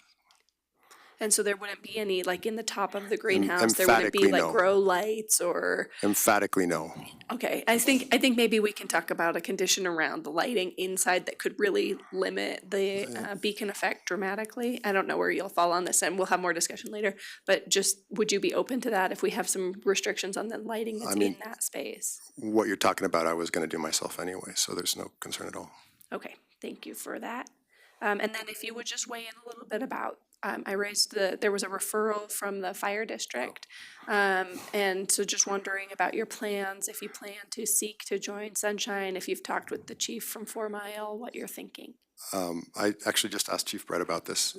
He said he had no preference, but said that if I moved to Sunshine, 4 Mile would lose revenue. And he observed that I would get response from both departments if there was a fire, and so my thought is I should just stay in 4 Mile so I think it's like $400, $500 a year. It's very modest, and it feels like a very considerate thing for the community to just stay in 4 Mile. They're both great fire districts. I love both fire districts, and what my question is really about response time and the ability to serve the property with public service. Like, so just, do you have a? I have no objection preference. No objection. Okay. Yeah, I also have the impression they're great. I mean, we are closer to the Sunshine. I think community-wise, we're more close to that community. But, Chief Brett's house is like down the road for me, so. Thank you. Yeah. Those are my questions. Thank you. I wondered if I'm wondering, maybe staff, unless applicant, if you have I just want to go over that question that you had, Commissioner Stolzman, because I was hearing it differently than when I heard the response on the lighting. The questions that I have, and the staff has, in their recommendation to us, has already addressed the exterior lighting.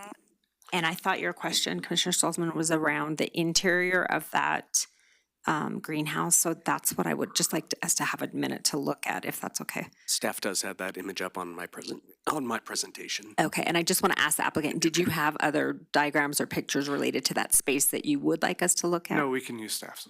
Okay, that's totally fine. Thank you. And if you can go back to, maybe this is the area that we are looking at right now. Correct. Or previously, okay. So then the question that I heard was what actual lighting that you're planning to have in this space? So the proposal would be to follow the same standards that are used for the exterior of the space, which is one light per access door. And that's it. How many doors do you have in this space? It looks like there might be three. I believe there are 4, including the carport. So 3 visible in this photo. And otherwise, the windows are all the glazed. I heard you speak in your presentation about a glazed window. Is that for all of these windows? Or it's just the exterior windows up at the top? It's the exterior windows are special glass that's used for greenhouses to permit more solar gain. And is that what I heard was non-glare or something around glare? Correct. It's an anti-glare, and glare is more in reference to the exterior, so when sunshine hits the glass, that it doesn't glare in the visible field from viewable from open space. So it simply decreases the amount of, we're looking at 2 things, the beacon effect at night and glare during the day as the 2 concerns. So the glass actually helps to decrease the glare during the day, and the shades decrease the beacon at night in combination with reducing the lighting. Okay, that's helpful. Did you have another question, Commissioner? Just what I'm sort of envisioning, and then you can correct me if what I heard you saying and what I'm envisioning looking at this picture, you can see sort of the ghost that's painted in the picture. Mm-hmm. And so I'm picturing a light like around knee or waist height pointed downward there at the other door, kind of to maybe midway between the slider and that window on the right, and then one's out of the picture up at the top of the stairs, similar deal, like a can light facing down. For example, we would typically have lights along the stair treads just for safety, so that at night you can actually see your step path. And then so actually it's a couple more than I originally said. So at each door, a can light, following the same protocols and requirements as exterior can lights, fully shielded, dark sky compliant. But then there might be a couple of extra lights just at foot height for stair safety.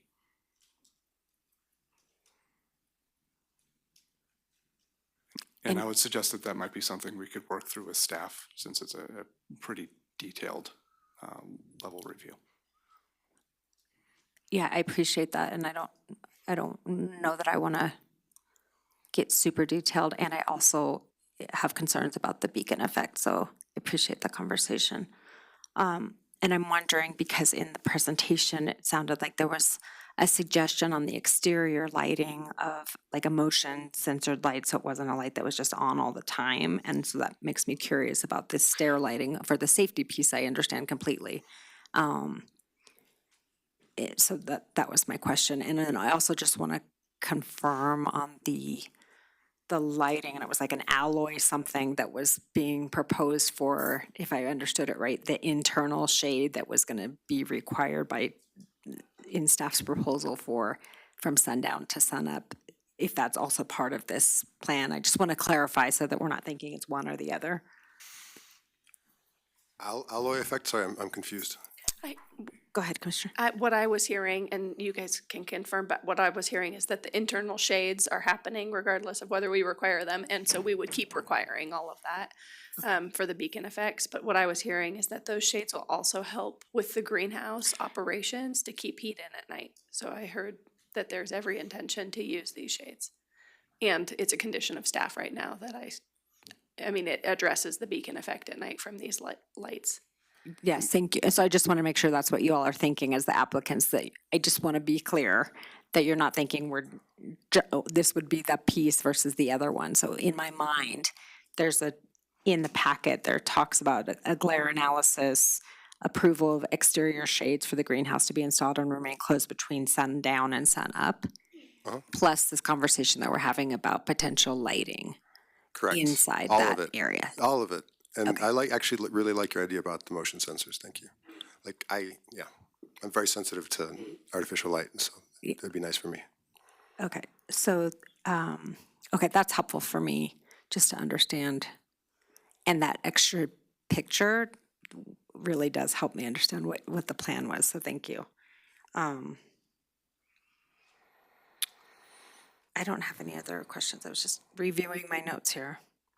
So, okay, I think we're we're ready for public comment on this docket. So we are going to give public comment for both folks in the room and then virtually up to 3 minutes. We're here to talk about this particular docket for the LU and SPR on Vandermarsh earthwork and residence. And so we've got a couple folks in the room, maybe somebody on virtual. So we'll start with Chief Gibson. And just a reminder, when you get up to the microphone, to get the microphone close to your mouth and a name before you speak, just to confirm who's speaking. Brett Gibson, 4 Mile Fire Chief. How are you guys today? Good, thank you. Some concerns that I've had with the land use department for 30 plus years and have directed to the current director and the previous director of during the pre-application hearing meeting that the fire district be identified and contact information provided to the applicant. This is before all this material is created, because the material you're seeing today, I'm going to have it altered. So you guys are not seeing what will be the finished product. We are going to require changes to the road. We are going to require changes to the driveway. We are going to require the installation of a very large cistern, so the 500 cubic yards is going to increase substantially. We are going to require a different type of sprinkler system going in, which, while that's not going to affect what you guys are concerned with, it is going to affect his bottom line and what it's going to cost. We've asked numerous times, and I would ask that the commissioners direct the director to make it policy to identify the fire district during the pre-application hearing meeting so that the architect can design the final or final-er plan. That's a biggie. Also, the extra cost that is being caused directly by county staff. He has to bear it. I don't have to bear it. That's unfair. That's really it. Their plan is fine. He's cooperative. To answer your question, yes, they're in our district. We have swapped districts with many houses around, depending upon access, response time, etc. We have an auto aid agreement with Sunshine. We go to all their calls. They go to all our calls. So from a strategic plan, not a big deal. The tax benefit to me, yeah, or tax benefit to Sunshine, again, I don't care. I will hold it up, however, until after the building gets its CO. I would not allow a transition into a different district. And that has to do with kind of skipping out of one code and into another, causing yet further delay in expenses. Yet another, land use has a circle around, quote, a driveway that extends down to 4 Mile Canyon. It's not a driveway. It's not a legal road. It's a fire department use only access. And it extends from the edge of my property. Chief, your time's up, but I do want to, I don't want you to leave because I have a question for you. Okay. And I don't know if you had any response or question, but what I just wanted to clarify when you said the suggestion, and I appreciate that in regards to the pre-application process and identifying a fire district. is every fire district in Boulder County the same? Would they each have the same requirements? No, And they do that's, not. that's my understanding. And so I just wanted to clarify that because, so that helps me in the ask, because in this case, if someone switched fire districts in their own process, even if we had identified in the pre-application, it could have some impact. So I just, Yeah. that was my assumption, but I wanted to just check in on that question. So the Thank you. process to exchange districts goes through the court system. You have to make an application to be excluded, which means I have to let you go. Then you make and simultaneously, you make a request to be included in somebody else's district, and they have to accept you. It's nothing you can dictate, it's nothing he can dictate. It's the courts agree to the inclusion, exclusion. Fire districts west of 36, actually all the fire districts in Boulder County, have variations of the code. Some don't have any code at all, but they do make requests to have them part of the conditional approval for cistern access, et cetera. More of an informal process, largely because many of those districts don't have the resources that I have to have a code official and all the necessary things to go along with enforcing the code. I hope that helps answer your question. That's my understanding, just from being with the firefighters agencies and having conversations and listening. So, but I wanted to clarify that just based on what I heard you say. Did you have any questions? Thanks, Chief. My follow-up question is just if you could describe that fire road from the 4 Mile side. So 25 years ago, an applicant came before the commissioners asking to develop 3 properties. During that process, we identified an existing Jeep trail or an old road, and we got easements from Camino Bosque all the way to Sunshine through 5 separate property owners at the time to create a fire department use only road. With my powers or Sunshine's powers, as chief, we can declare an emergency, and as such, I can then commandeer that fire department use only road and make it an evacuation route. Runs through his property, runs through my property and several others. Google, the county bicycle map has declared that as an open road. It took me several years to get it off the county map and off of Google, and now it's back on the county map as a driveway. And it's a problem because we get trespassers, erosion, jeepers, campers, campfires on a road that we then go up and say, you can't be here, and they show me a map. I hear all that, and my question is really just like, you can get a fire truck from the 4 Mile side up this fire access road? Seasonally, yes. Okay, thanks. Thank you. Thank you. Next is Travis Coley. And I'm on too, but I don't know how to sign up. There's nobody else. We'll get to you. And I don't see Travis Coley. And so, Lynn.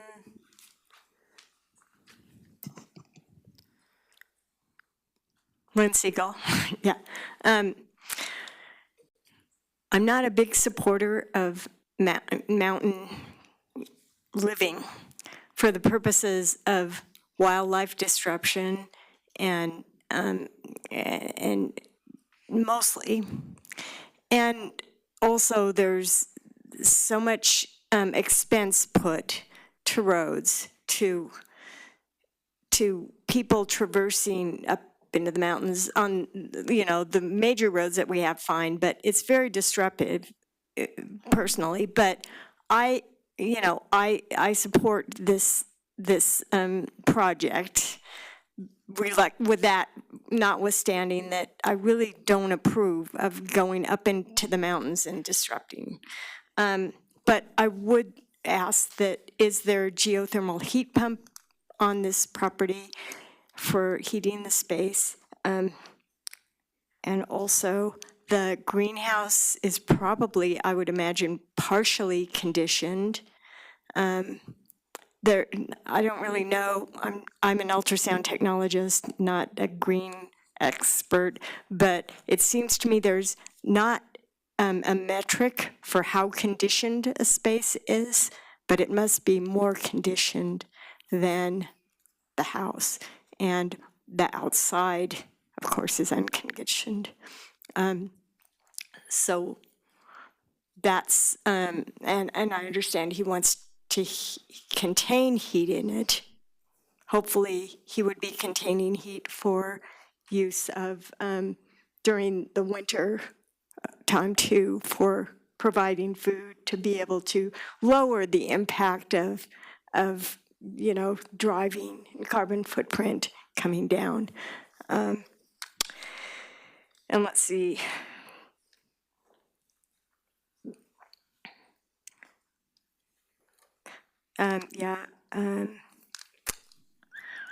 I think also considering there's the fire danger in the mountains.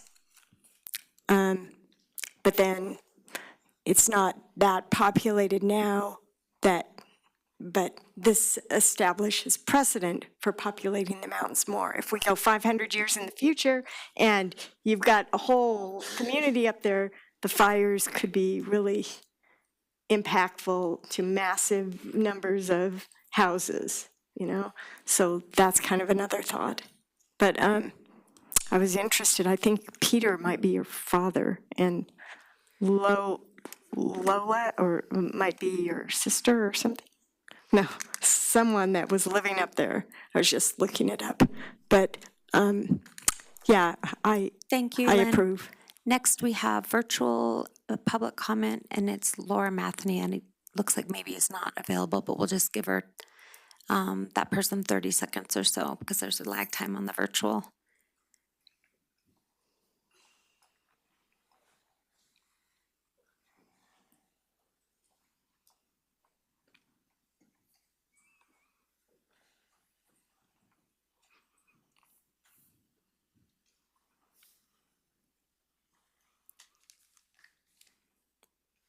And it doesn't look like we have anybody additional joining on virtual for this docket to talk about your LEO or SPR applications. So we'll go ahead and close the public comment section, and let's see here if there's any comments from staff or last pieces that you wanted to share with us. We'll hear from the applicant last before we go into discussion and deliberation. Pete Larange, CP&P staff. Just because the Go ahead. just because the commissioners asked for it, if we could get the presentation back up, I did pull that map of 4 Mile and Sunshine fire protection districts. Thank you. So ironically, in this one, Sunshine is blue and 4 Mile is yellow. Thanks for doing that quick work. Yep. Were there any questions in addition?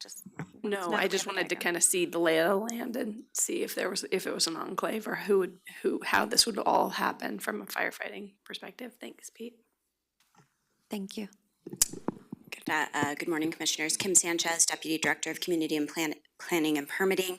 I just wanted to respond to Chief Gibson's comments and clarify the process that we do use. So we do already provide the fire protection district's information at the pre-application conference. There's a lot of information given at the pre-application conference, so whether or not an applicant follows up with the fire district at that point in time is not within, our purview, but we do provide that contact information at the time of the pre-application conference. It's identified on the parcel report who the fire district is, and the planner identifies that and calls it out to the person whom they're meeting with.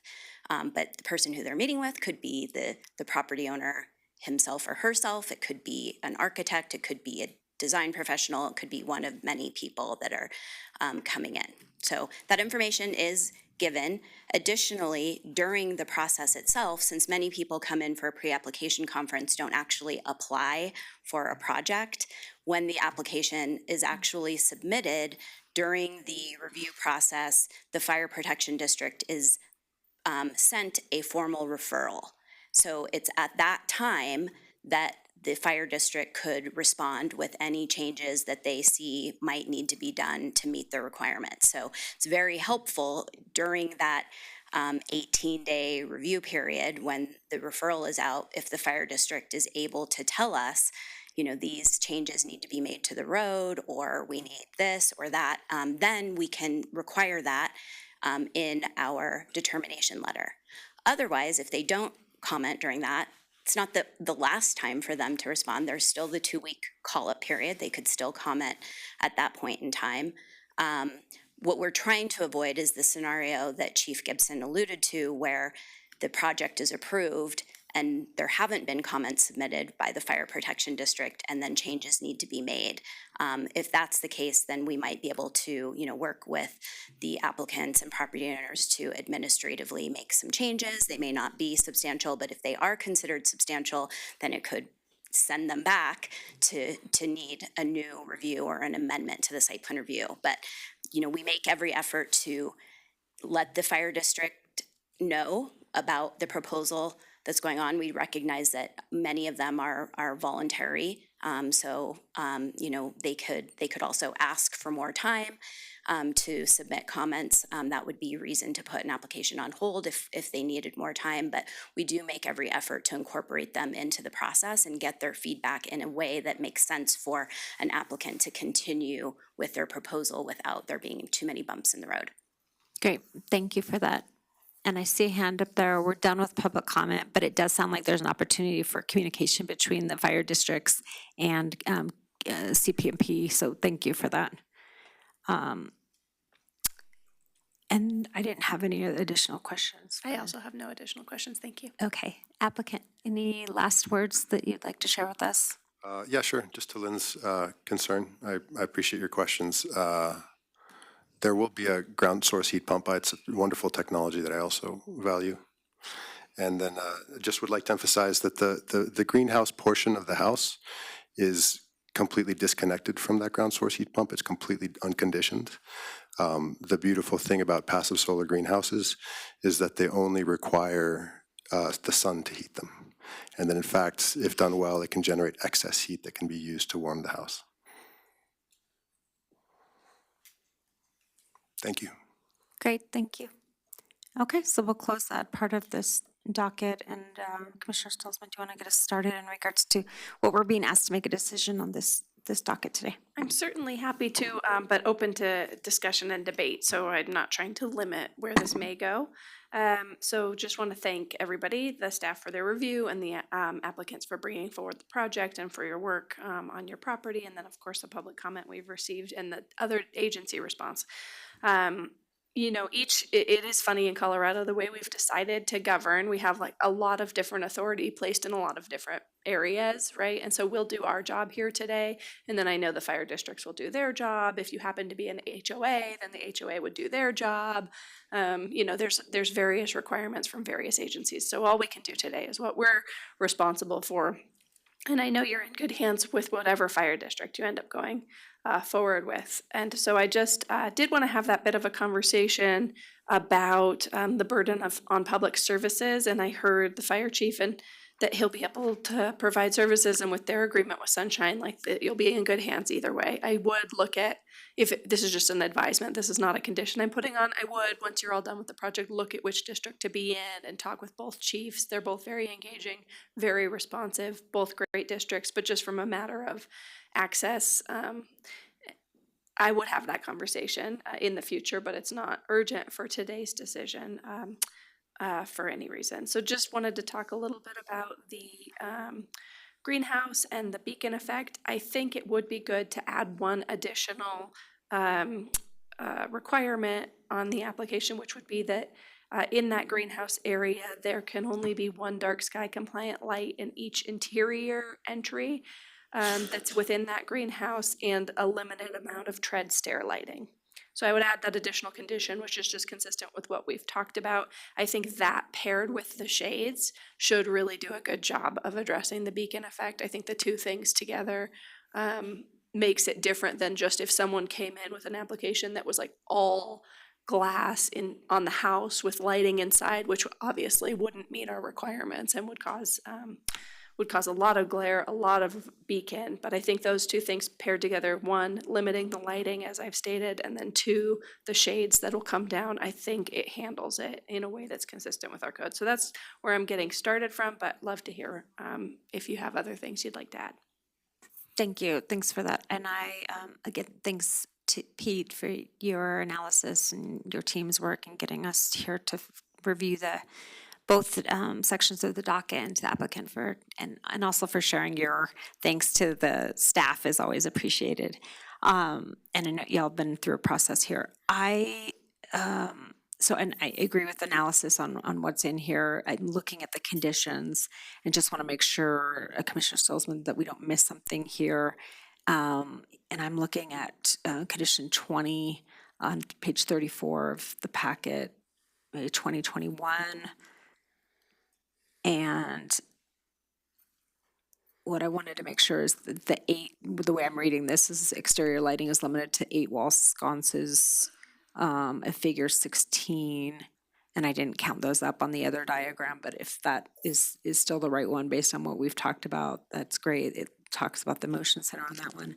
So then were you discussing condition 22, or you were thinking about a separate condition completely? I am talking about a separate condition because that one there is about exterior lighting, and technically the condition I'm adding is interior lighting. It's interior to the greenhouse. The greenhouse area, okay. And so I was trying to add an additional, which can be numbered as it needs to be numbered, but just the additional condition that I would propose adding would be that one dark sky compliant light could be added at each interior entry in the greenhouse, and limited tread stair lighting would be allowed. So I was trying to add like keep all of those as they're written because I think they address various features outside, and then one additional condition.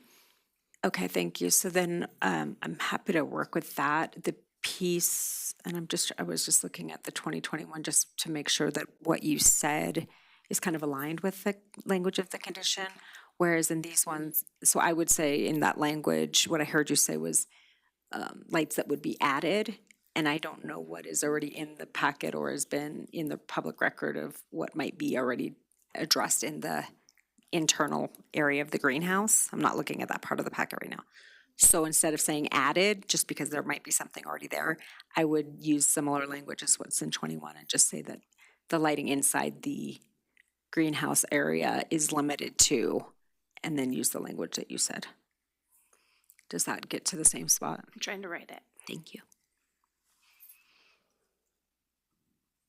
So what I wrote down, which may or may not be what you said, is within the greenhouse area, the lighting is limited to one dark sky compliant light at each interior entry in the greenhouse, and limited tread stair lighting is allowable.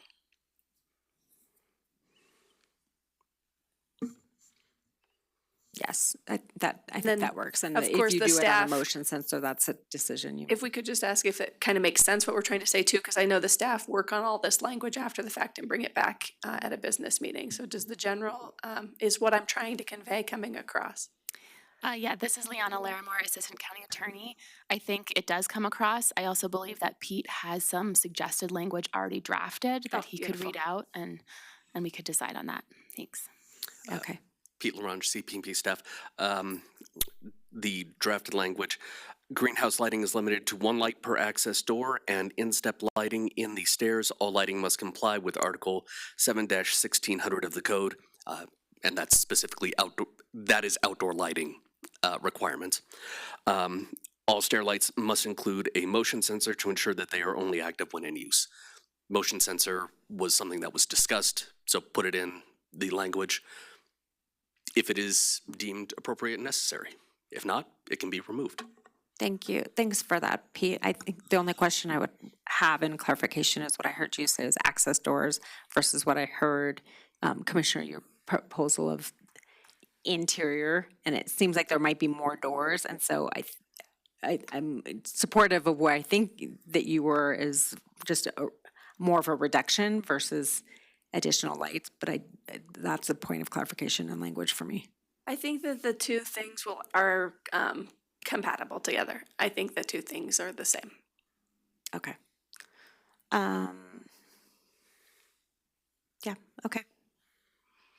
I don't have any, the other concerns that I had just in regards to the square footage and what looked like massing of property, et cetera, you've addressed it, and that understanding the potential of the detached greenhouse on the same parcel, et cetera, and the materials that would be, that, all of that addressed today in the presentation and the testimony, it got me to a place where I don't have the same concerns as when I was just reading through the packet on my own. So I'm happy to, it sounded like that was kind of the only change there. And so I don't know if you want to make a motion, otherwise I'm happy to make a motion on. I don't want to open up something entirely new, so I won't. It's fine. I just want to make sure, like, we never really talked about the lighting in the interior of that hallway, and that was with intention that I didn't talk about that. So I'm just saying that on the record, should that come up later. So I would make a motion that we conditionally approve as conditioned by staff with our additional condition that we've discussed this afternoon as presented by Pete Larange on the lighting in the greenhouse area, the community planning and permitting docket LU 25-001/SPR 25-009. And I have a second. I don't have any comments or other. I also have no more discussion. Thank you. Okay, so we have a motion, we have a second. All in favor? Aye. Aye. And so that item 2B moves forward. And thank you again, everybody, for participation. We don't have any other items on our docket for today, so we will adjourn. Thank you, Commissioner.